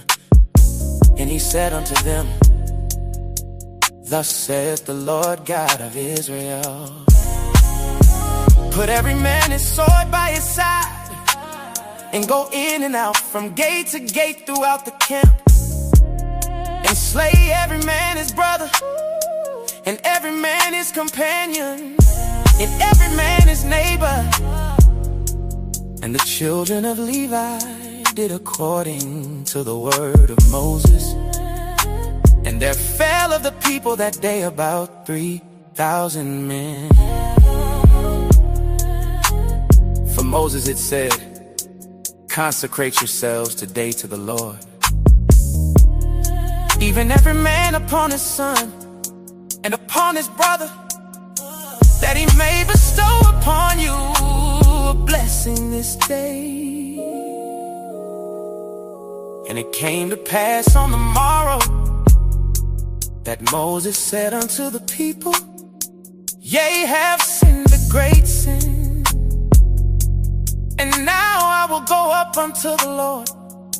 Peradventure I shall make an atonement for your sin. And Moses returned unto the Lord and said, oh, this people have sinned a great sin, and have made them gods of gold. Yet now, if thou wilt forgive their sin, and if not, blot me, I pray thee, out of thy book which thou hast written. And the Lord said unto Moses, whosoever has sinned against me, him will I blot out of my book. Therefore now go, lead the people unto the place of which I have spoken unto thee. Behold, mine angel shall go before thee. Nevertheless in the day when I visit, I will visit their sin upon them. And the Lord plagued the people, because they made the calf which Aaron made.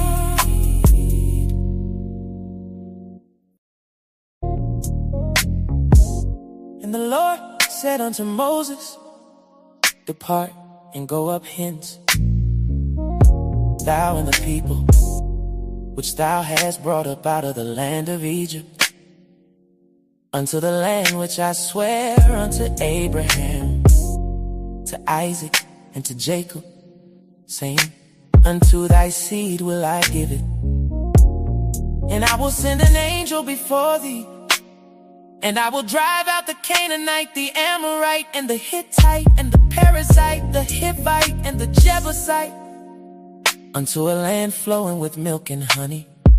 For I will not go up in the midst of thee, for thou art a stiff-necked people, lest I consume thee in the way. And when the people heard these evil tidings, they mourned, and no man did put on him his ornaments. For the Lord had said unto Moses, say unto the children of Israel, ye are a stiff-necked people. I will come up into the midst of thee in a moment, and consume thee. Therefore now put off thy ornaments from thee, that I may know what to do unto thee. And the children of Israel stripped themselves of their ornaments by the Mount Horeb. And Moses took the tabernacle and pitched it without the camp, afar off from the camp, and called it the tabernacle of the congregation. And it came to pass that everyone which sought the Lord went out unto the tabernacle of the congregation, which was without the camp. And it came to pass when Moses went out unto the tabernacle, that all the people rose up and stood every man at his tent door and looked after Moses until he was gone into the tabernacle. And it came to pass, as Moses entered into the tabernacle, the cloudy pillar descended and stood at the door of the tabernacle, and the Lord talked with Moses. And all the people saw the cloudy pillar stand at the tabernacle door. And all the people rose up and worshiped, every man in his tent door. And the Lord spake unto Moses face to face, as a man speaketh unto his friend. And he turned again into the camp, but his servant Joshua, the son of Nun, a young man, departed not out of the tabernacle. And Moses said unto the Lord, see, thou sayest unto me, bring up this people, and thou hast not let me know whom thou wilt send with me. Yet thou hast said, I know thee by name, and thou hast also found grace in my sight. Now therefore I pray thee, if I have found grace in thy sight, shew me now thy way, that I may know thee, that I may find grace in thy sight. And consider that this nation is thy people. And he said, my presence shall go with thee, and I will give thee rest. And he said unto him, if thy presence go not with me, carry us not up hence. For wherein shall it be known here, that I and thy people have found grace in thy sight? Is it not in that thou goest with us? So shall we be separated, I and thy people, from all the people that are upon the face of the earth. And the Lord said unto Moses, I will do this thing also, that thou hast spoken, for thou hast found grace in my sight, and I know thee by name. And he said, I beseech thee, shew me thy glory. And he said, I will make all my goodness pass before thee, and I will proclaim the name of the Lord before thee, and will be gracious to whom I will be gracious, and will show mercy on whom I will show mercy. And he said, thou canst not see my face, for there shall no man see me and live. And the Lord said, behold, there is a place by me, and thou shalt stand upon a rock. And it shall come to pass, while my glory passeth by, that I will put thee in a cleft of the rock, and will cover thee with my hand while I pass by. And I will take away mine hand, and thou shalt see my bad parts, but my face shall not be seen.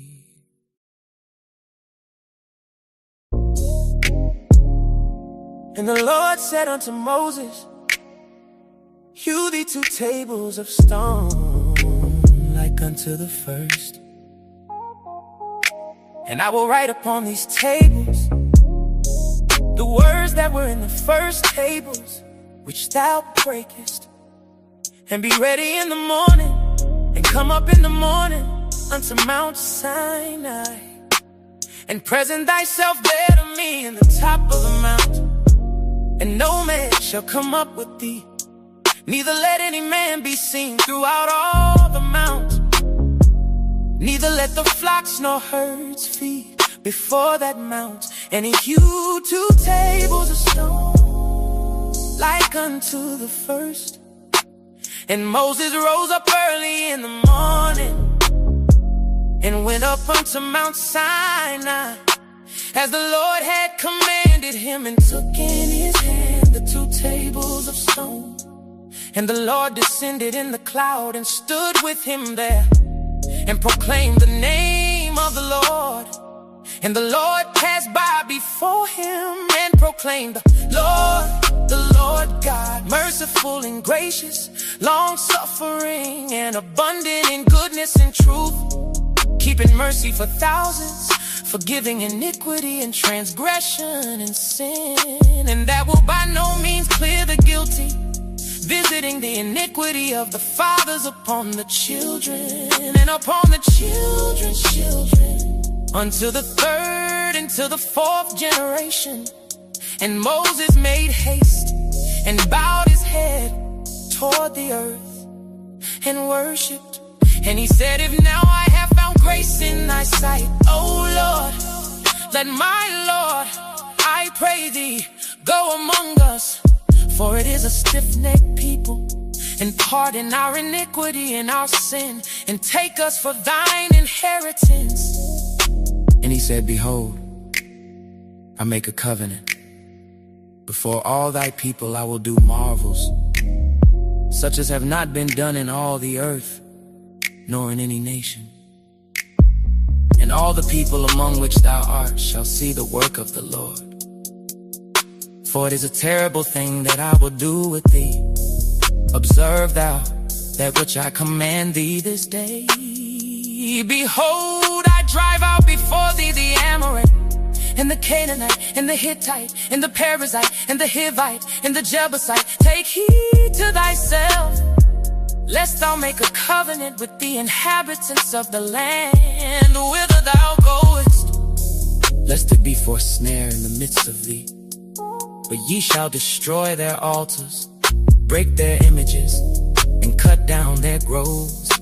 For thou shalt worship no other God, for the Lord whose name is jealous is a jealous God, lest thou make a covenant with the inhabitants of the land.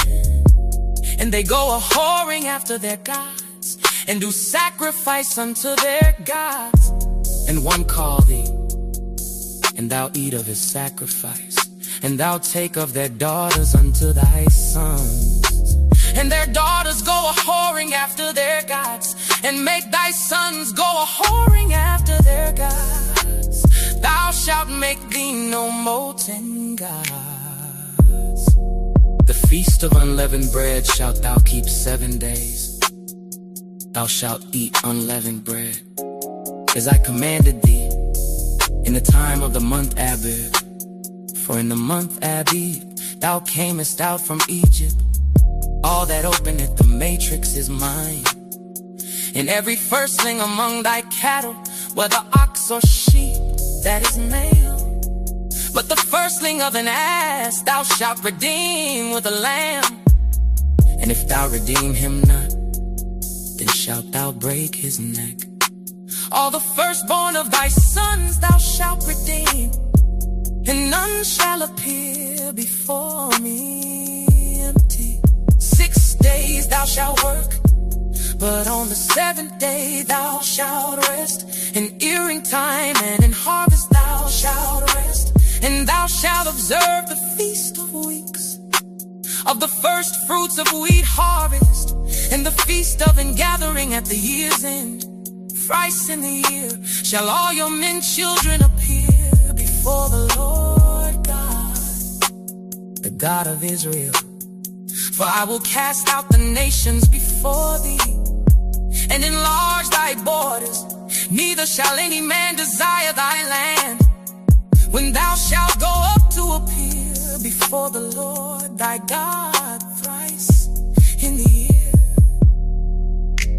Thou shalt not offer the blood of my sacrifice with leaven, neither shall the sacrifice of the feast of the Passover be left unto the morning. The first of the first fruits of thy land thou shalt bring unto the house of the Lord thy God. Thou shalt not see a kid in his mother's milk.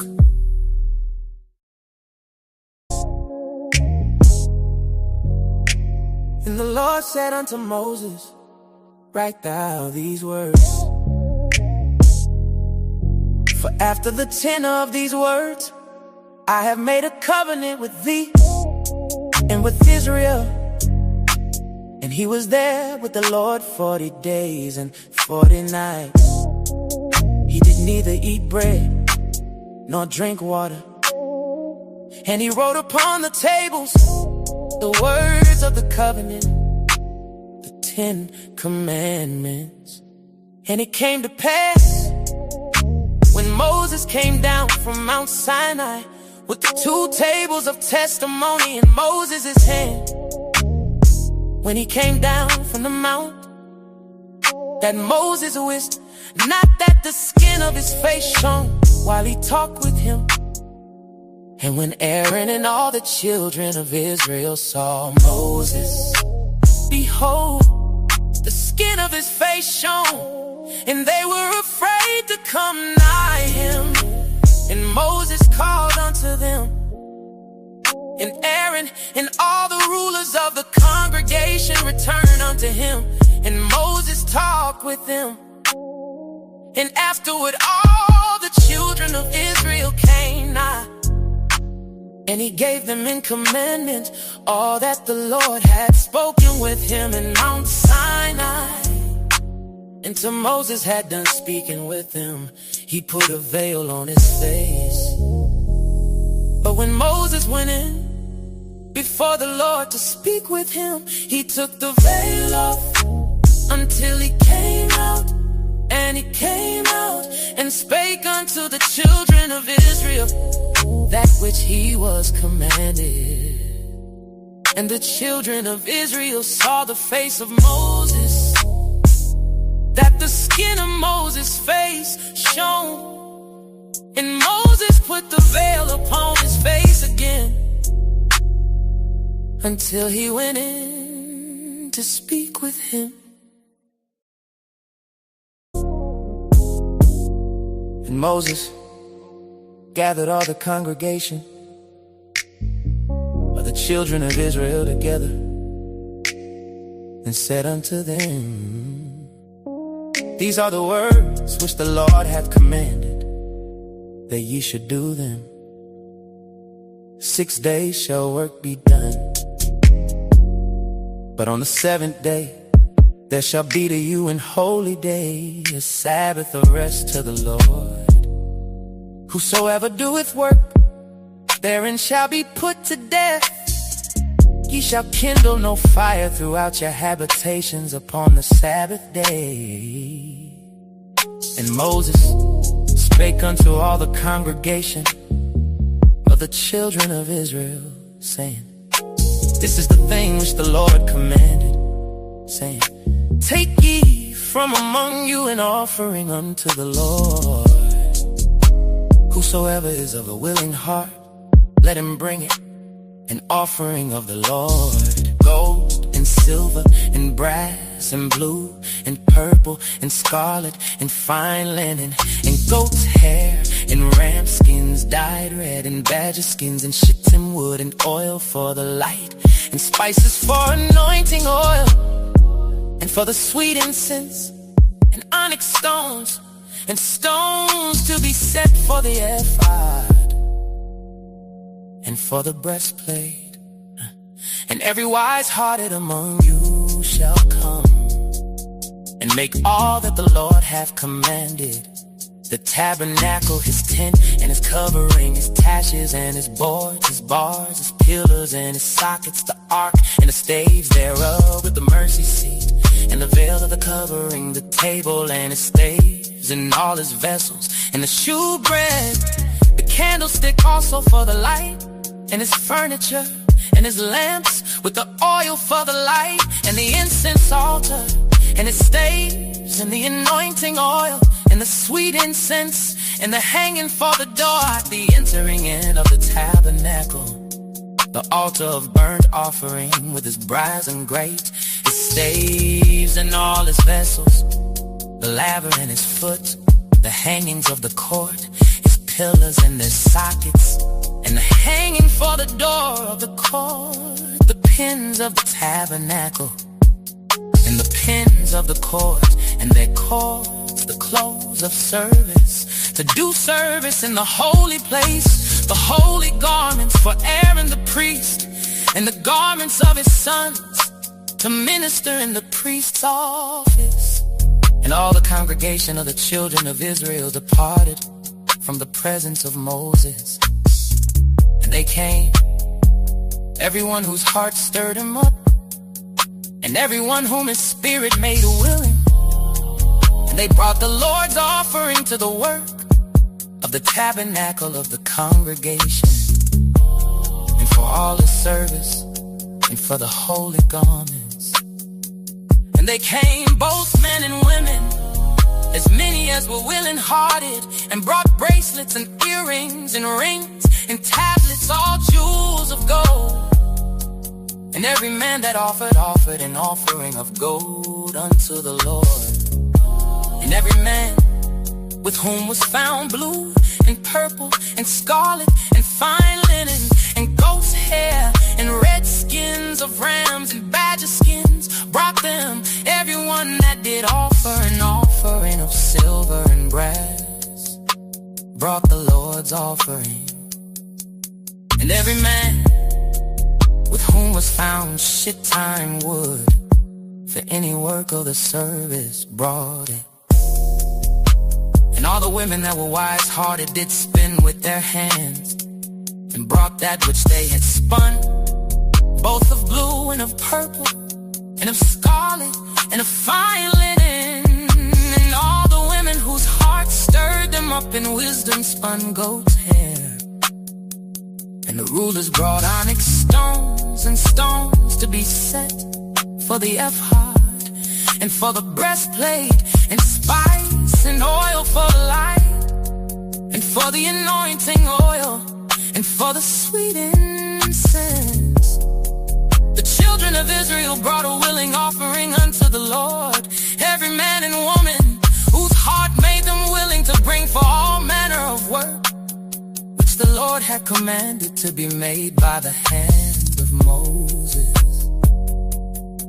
And Moses said unto the children of Israel, see, the Lord hath called by name Bezaleel, the son of Uri, the son of Hur, of the tribe of Judah.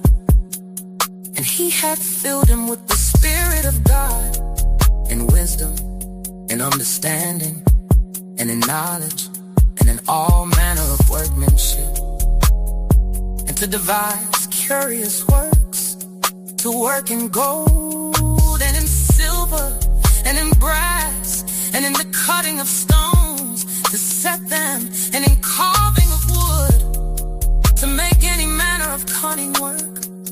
And he hath put in his heart that he may teach, both he and Aholiab, the son of Ahisamach, of the tribe of Dan.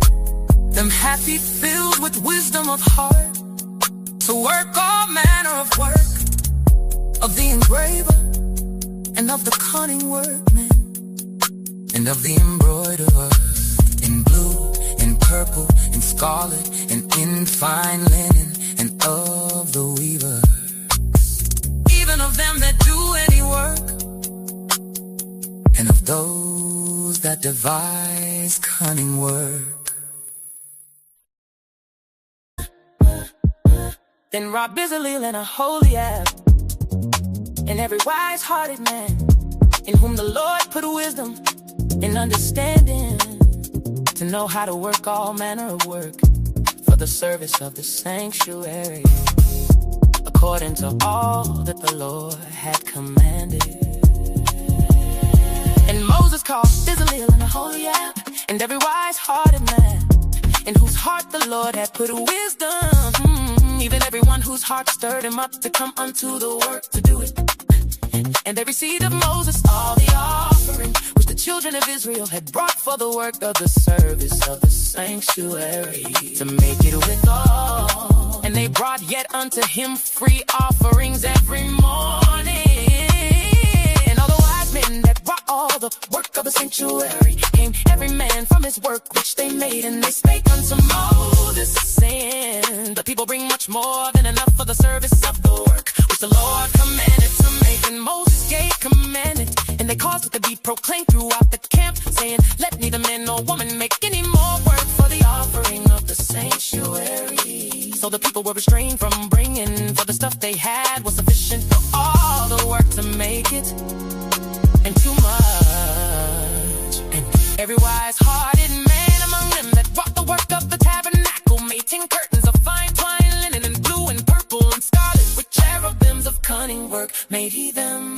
The length of one curtain was 28 cubits, and the breadth of one curtain 4 cubits. The curtains were all of one size. And he coupled the 5 curtains one unto another, and the other 5 curtains he coupled one unto another. And he made loops of blue on the edge of one curtain from the selvage and the coupling. Likewise, he made in the uttermost side of another curtain, and the coupling of the second. 50 loops made he in one curtain, and 50 loops made he in the edge of the curtain which was in the coupling of the second. The loops held one curtain to another. And he made 50 taches of gold and coupled the curtains one unto another with the taches. So it became one tabernacle. And he made curtains of goat's hair for the tent over the tabernacle. 11 curtains he made them. The length of one curtain was 30 cubits, and 4 cubits was the breadth of one curtain. The 11 curtains were of one size. And he coupled 5 curtains by themselves, and 6 curtains by themselves. And he made 50 loops upon the uttermost edge of the curtain, the coupling. And 50 loops made he upon the edge of a curtain which coupled the second. And he made 50 taches of brass to couple the tent together that it might be one. And he made a covering for the tent of rams, the skins dyed red, and a covering of badger skins above that. And he made boards for the tabernacle of shittim wood, standing up. The length of a board was 10 cubits, and the breadth of a board 1 cubit and a half. One board had 2 10 unequally distant one from another. Thus did he make for all the boards of the tabernacle. And he made boards for the tabernacle, 20 boards for the south side southward, and 40 sockets of silver he made under the 20 boards. 2 sockets under one board for his 2 10-ons, and 2 sockets under another board for his 2 10-ons. And for the other side of the tabernacle, which is toward the north corner, he made 20 boards, and there 40 sockets of silver. 2 sockets under one board, and 2 sockets under another board. And for the size of the tabernacle westward, he made 6 boards, and 2 boards made for the corners of the tabernacle and the 2 sides. And they were coupled beneath and coupled together at the head thereof to one ring. Thus he did to both of them in both the corners. And there were 8 boards, and their sockets were 16 sockets of silver. Under every board 2 sockets. And he made bars of shittim wood, 5 for the boards of the one side of the tabernacle, and 5 bars for the boards of the other side of the tabernacle, and 5 bars for the boards of the tabernacle for the sides westward. And he made the middle bar to shoot through the boards from the one into the other. And he overlaid the boards with gold and made their rings of gold to be places for the bars, and overlaid the bars with gold. And he made a veil of blue and purple and scarlet and fine twined linen, with cherubims made he it of cunning work. And he made thereunto 4 pillars of shittim wood, and overlaid them with gold. Their hooks were of gold. And he cast for them 4 sockets of silver. And he made an hanging for the tabernacle door of blue and purple and scarlet and fine twined linen of needlework, and the 5 pillars of it with their hooks. And he overlaid their chapiters and their fillets with gold. But their 5 sockets were of brass.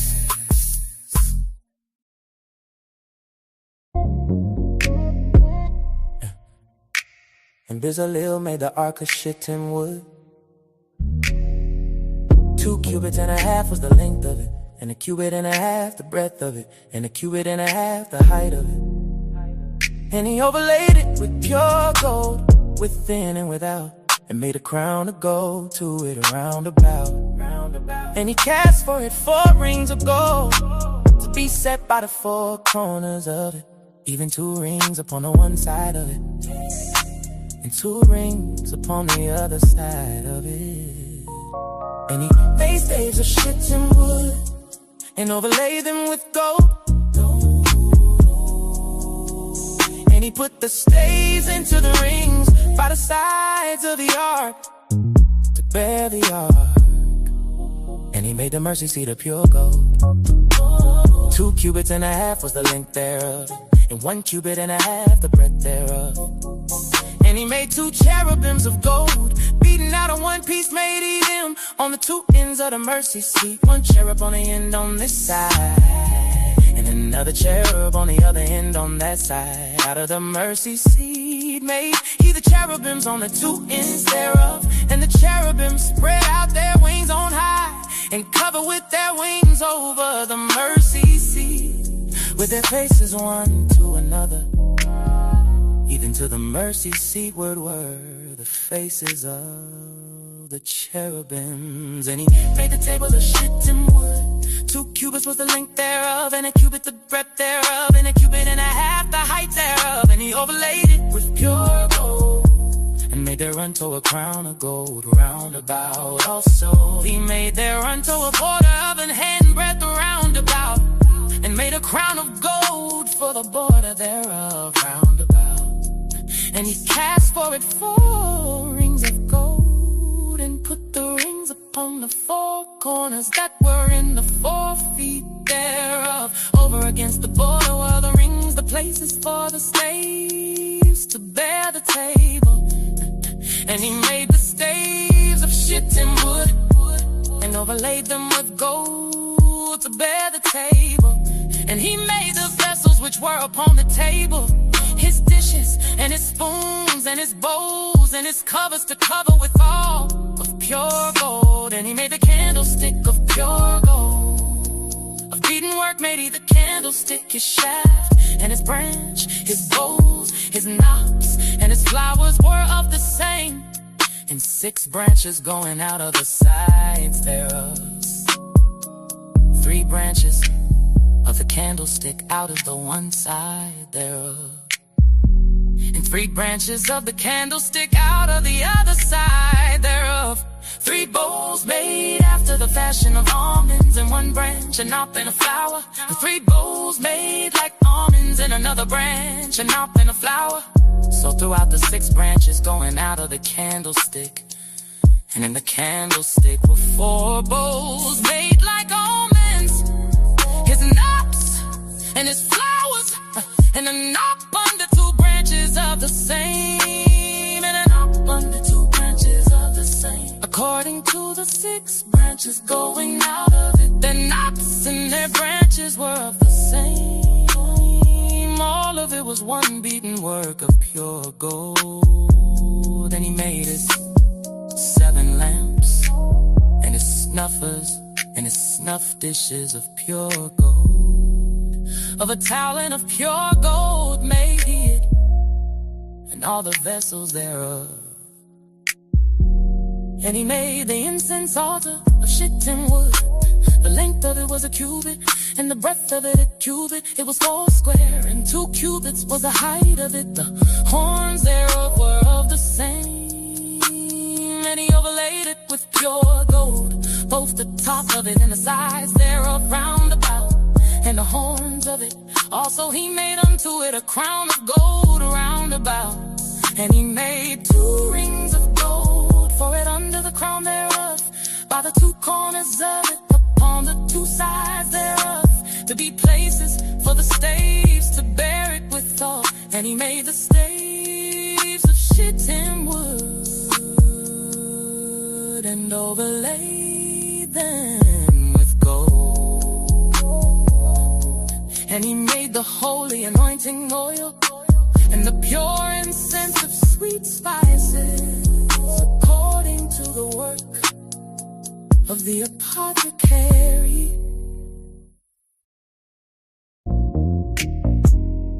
And he made the altar of burnt offering of shittim wood. 5 cubits was the length thereof, 5 cubits the breadth thereof.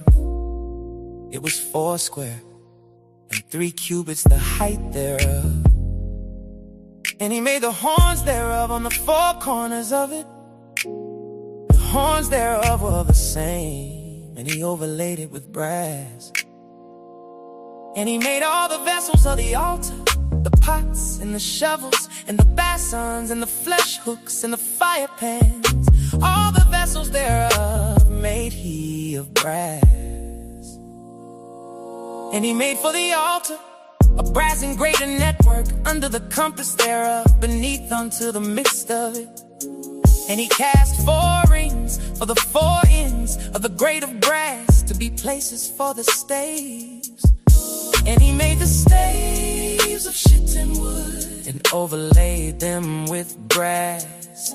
And he put the staves into the rings on the sides of the altar, to bear it withal. He made the altar hollow with bows. Then he made the laver of brass, and the foot of it of brass, of the looking glasses of the women assembling, which assembled at the door of the tabernacle of the congregation. And he made the court on the south side southward. The hangings of the court were of fine twined linen, and 100 cubits. Their pillars were 20, and their brass and sockets 20. The hooks of the pillars and their fillets were of silver. And for the north side, the hangings were in 100 cubits. Their pillars were 20, and their sockets of brass 20. The hooks of the pillars and their fillets of silver. And for the west side were hangings of 50 cubits. Their pillars 10, and their sockets 10. The hooks of the pillars and their fillets of silver. And for the east side, eastward, 50 cubits. The hangings of the one side of the gate were 15 cubits. Their pillars 3, and their sockets 3. And for the other side of the court gate, on this hand and that hand, were hangings of 15 cubits. Their pillars 3, and their sockets 3. All the hangings of the court round about were of fine twined linen, and the sockets for the pillars were of brass.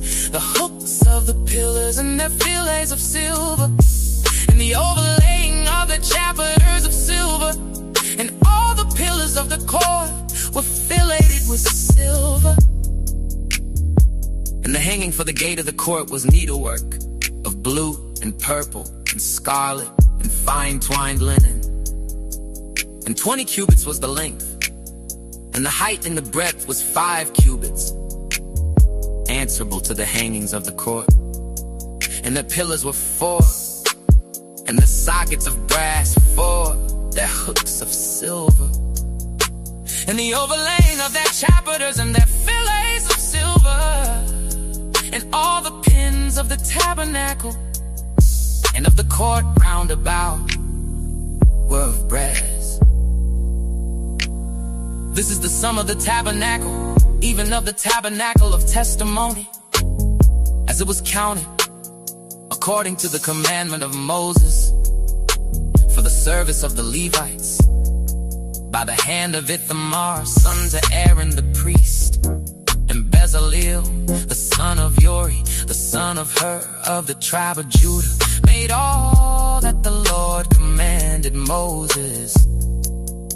And with him was Aholiab, son of Ahisamach, of the tribe of Dan, an engraver and a cunning workman, and an embroiderer in blue and in purple and in scarlet and fine linen.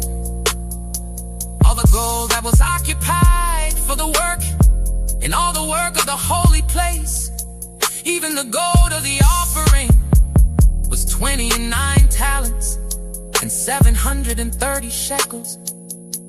After the shekel of the sanctuary, and the silver of them that were numbered of the congregation was 100 talents, and 1,715 shekels.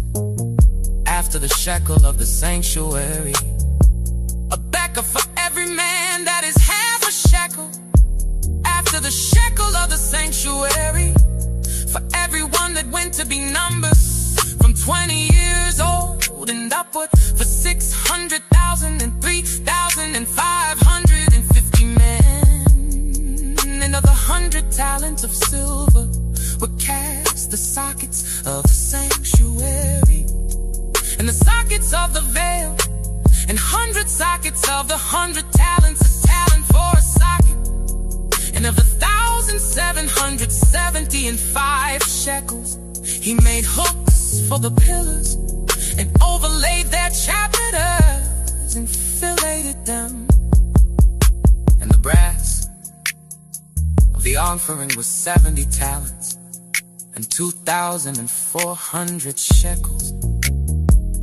And therewith he made the sockets to the door of the tabernacle of the congregation, and the brazen altar, and the brazen grate for it, and all the vessels of the altar, and the sockets of the court round about, and the sockets of the court gate, and all the pins of the tabernacle, and all the pins of the court round about.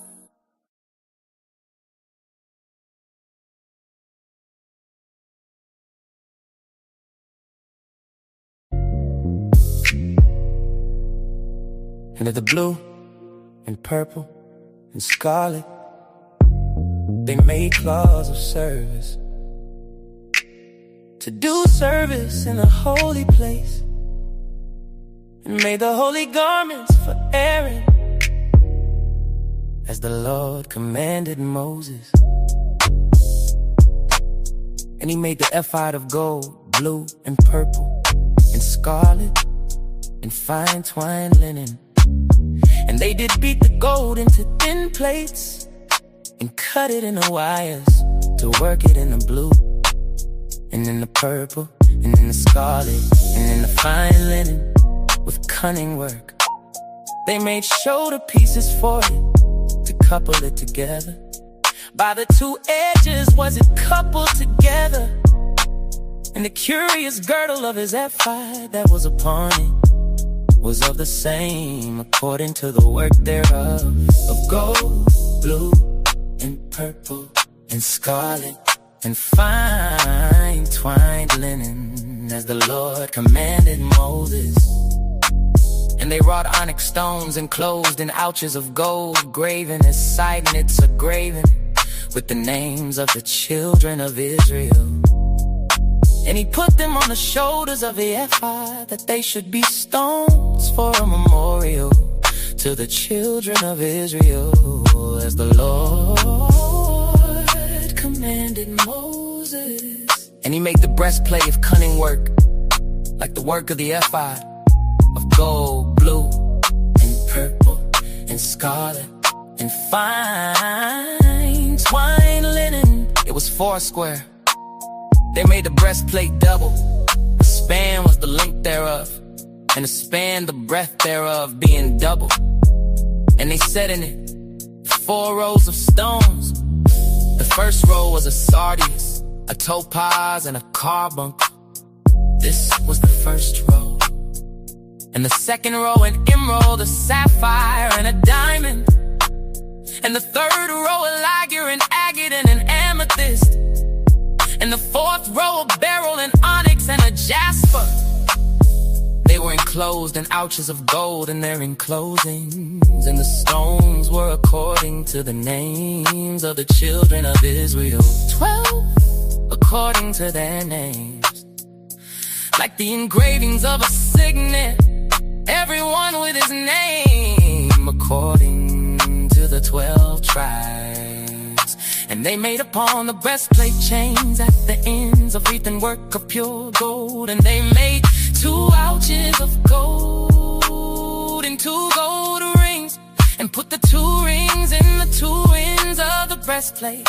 And they put the 2 wreathen chains of gold and the 2 rings on the ends of the breastplate. And the 2 ends of the 2 wreathen chains they fastened in the 2 ouches, and put them on the shoulder pieces of the ephod before it. And they made 2 rings of gold, and put them on the 2 ends of the breastplate, upon the border of it, which which was on the side of the ephod inward. And they made 2 other golden rings and put them on the 2 sides of the ephod underneath, toward the forepart of it, over against the other coupling thereof, above the curious girdle of the ephod. And they did bind the breastplate by his rings unto the rings of the ephod with a lace of blue, that it might be above the curious girdle of the ephod, and that the breastplate might not be loosed from the ephod, as the Lord commanded Moses. And he made the robe of the ephod of woven work, all of blue. And there was an hole in the midst of the robe, as the hole of inhabitant, with a band round about the hole, that it should not rend. And they made upon the hems of the robe pomegranates of blue and purple and scarlet and twine linen. And they made bells of pure gold, and put the bells between the pomegranates upon the hem of the robe, round about between the pomegranates a bell, and a pomegranate a bell, and a pomegranate round about the hem of the robe, to minister in, as the Lord commanded Moses. And they made coats of fine linen, of woven work for Aaron, and for his sons, and a mitre of fine linen, and goodly bonnets of fine linen, and linen breeches of fine twine linen, and a girdle of fine twine linen, and blue and purple and scarlet of needlework, as the Lord commanded Moses.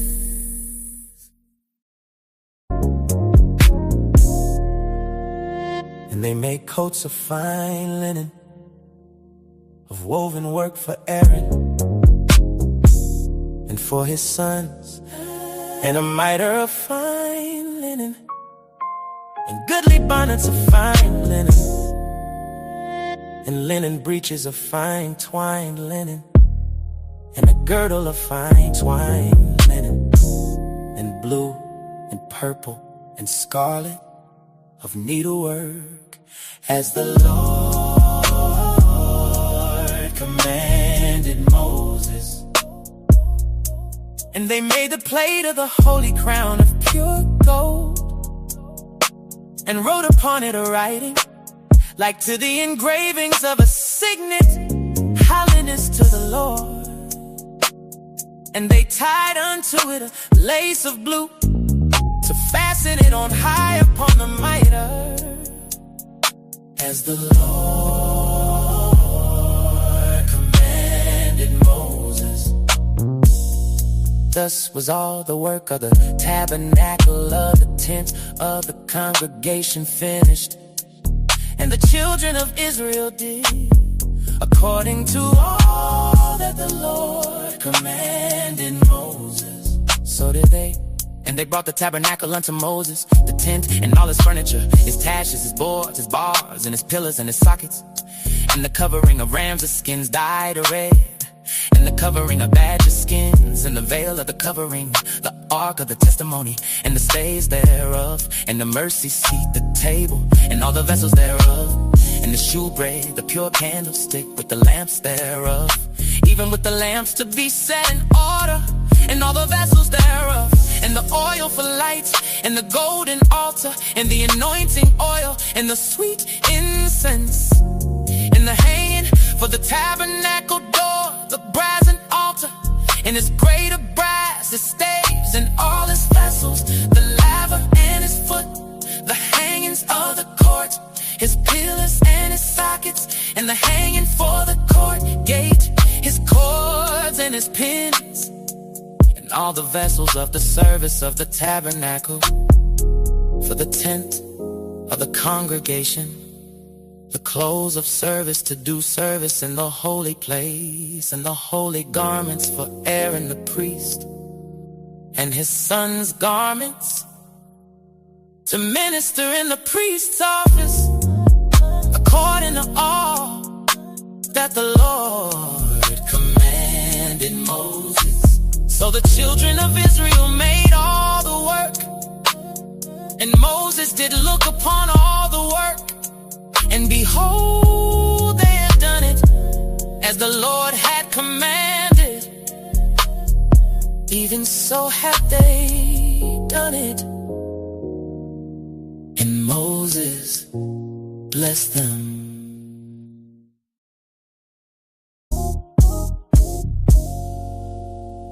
Then the Lord spake unto Moses, saying, on the first day of the first month shalt thou set up the tabernacle of the tent of the congregation. And thou shalt put therein the ark of the testimony, and cover the ark with the veil. And thou shalt bring in the table, and set in order the things that ought to be set in order upon it. And thou shalt bring in the candlestick, and light the lamps thereof. And thou shalt set the altar of gold for the incense before the ark of the testimony, and put the hanging of the door to the tabernacle. And thou shalt set the altar of the burnt offering before the door of the tabernacle of the tent of the congregation. And thou shalt set the laver between the tent of the congregation and the altar, and shalt put water therein. And thou shalt set up the court round about, and hang up the hanging at the court gate. And thou shalt take the anointing oil, and anoint the tabernacle, and all that is therein, and shalt hallow it, and all the vessels thereof. And it shall be holy. And thou shalt anoint the altar of the burnt offering, and all his vessels, and sanctify the altar, and it shall be an altar most holy. And thou shalt anoint the laver and his foot, and sanctify him. And thou shalt bring Aaron and his sons unto the door of the tabernacle of the congregation, and wash them with water.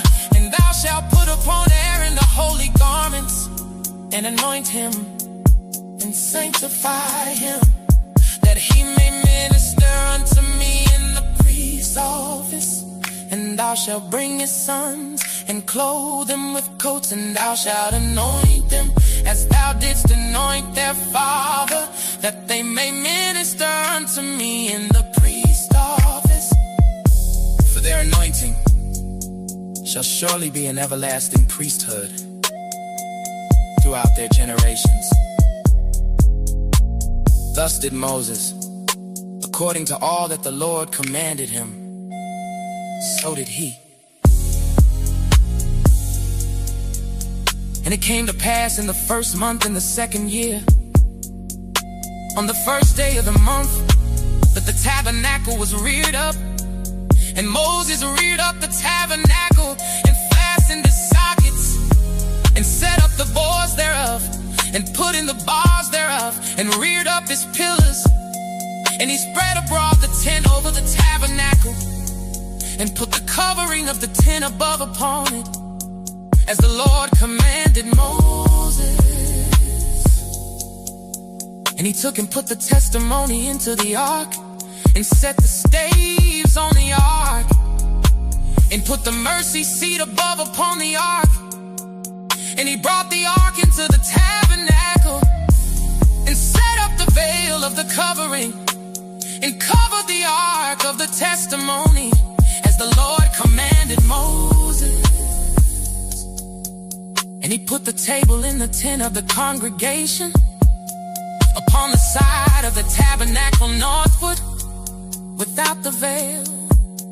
And he set the bread in order upon it before the Lord, as the Lord had commanded Moses. And he put the candlestick in the tent of the congregation, over against the table, on the side out of the tabernacle southward, and he lighted the lamps before the Lord, as the Lord commanded Moses. And he put the golden altar in the tent of the congregation before the veil, and he burnt sweet incense thereon, as the Lord commanded Moses. And he set up the hanging at the door of the tabernacle, and he put the altar of burnt offering by the door of the tabernacle of the tent of the congregation, and offered upon it the burnt offering and the meat offering, as the Lord commanded Moses. And he set the laver between the tent of the congregation and the altar, and put water there to wash withal. And Moses and Aaron and his sons washed their hands and their feet thereat, when they went into the tent of the congregation. And when they came near unto the altar, they washed, as the Lord commanded Moses. And he reared up the court round about the tabernacle and the altar, and set up the hanging of the court gate. So Moses finished the work. Then a cloud covered the tent of the congregation, and the glory of the Lord filled the tabernacle. And Moses was not able to enter into the tent of the congregation, because the cloud abode thereon, and the glory of the Lord filled the tabernacle. And when the cloud was taken up from over the tabernacle, the children of Israel went onward in all their journeys. But if the cloud were not taken up, then they journeyed not till the day that it was taken up. For the cloud of the Lord was upon the tabernacle by day, and fire was on it by night, in the sight of all the house of Israel throughout all their journeys.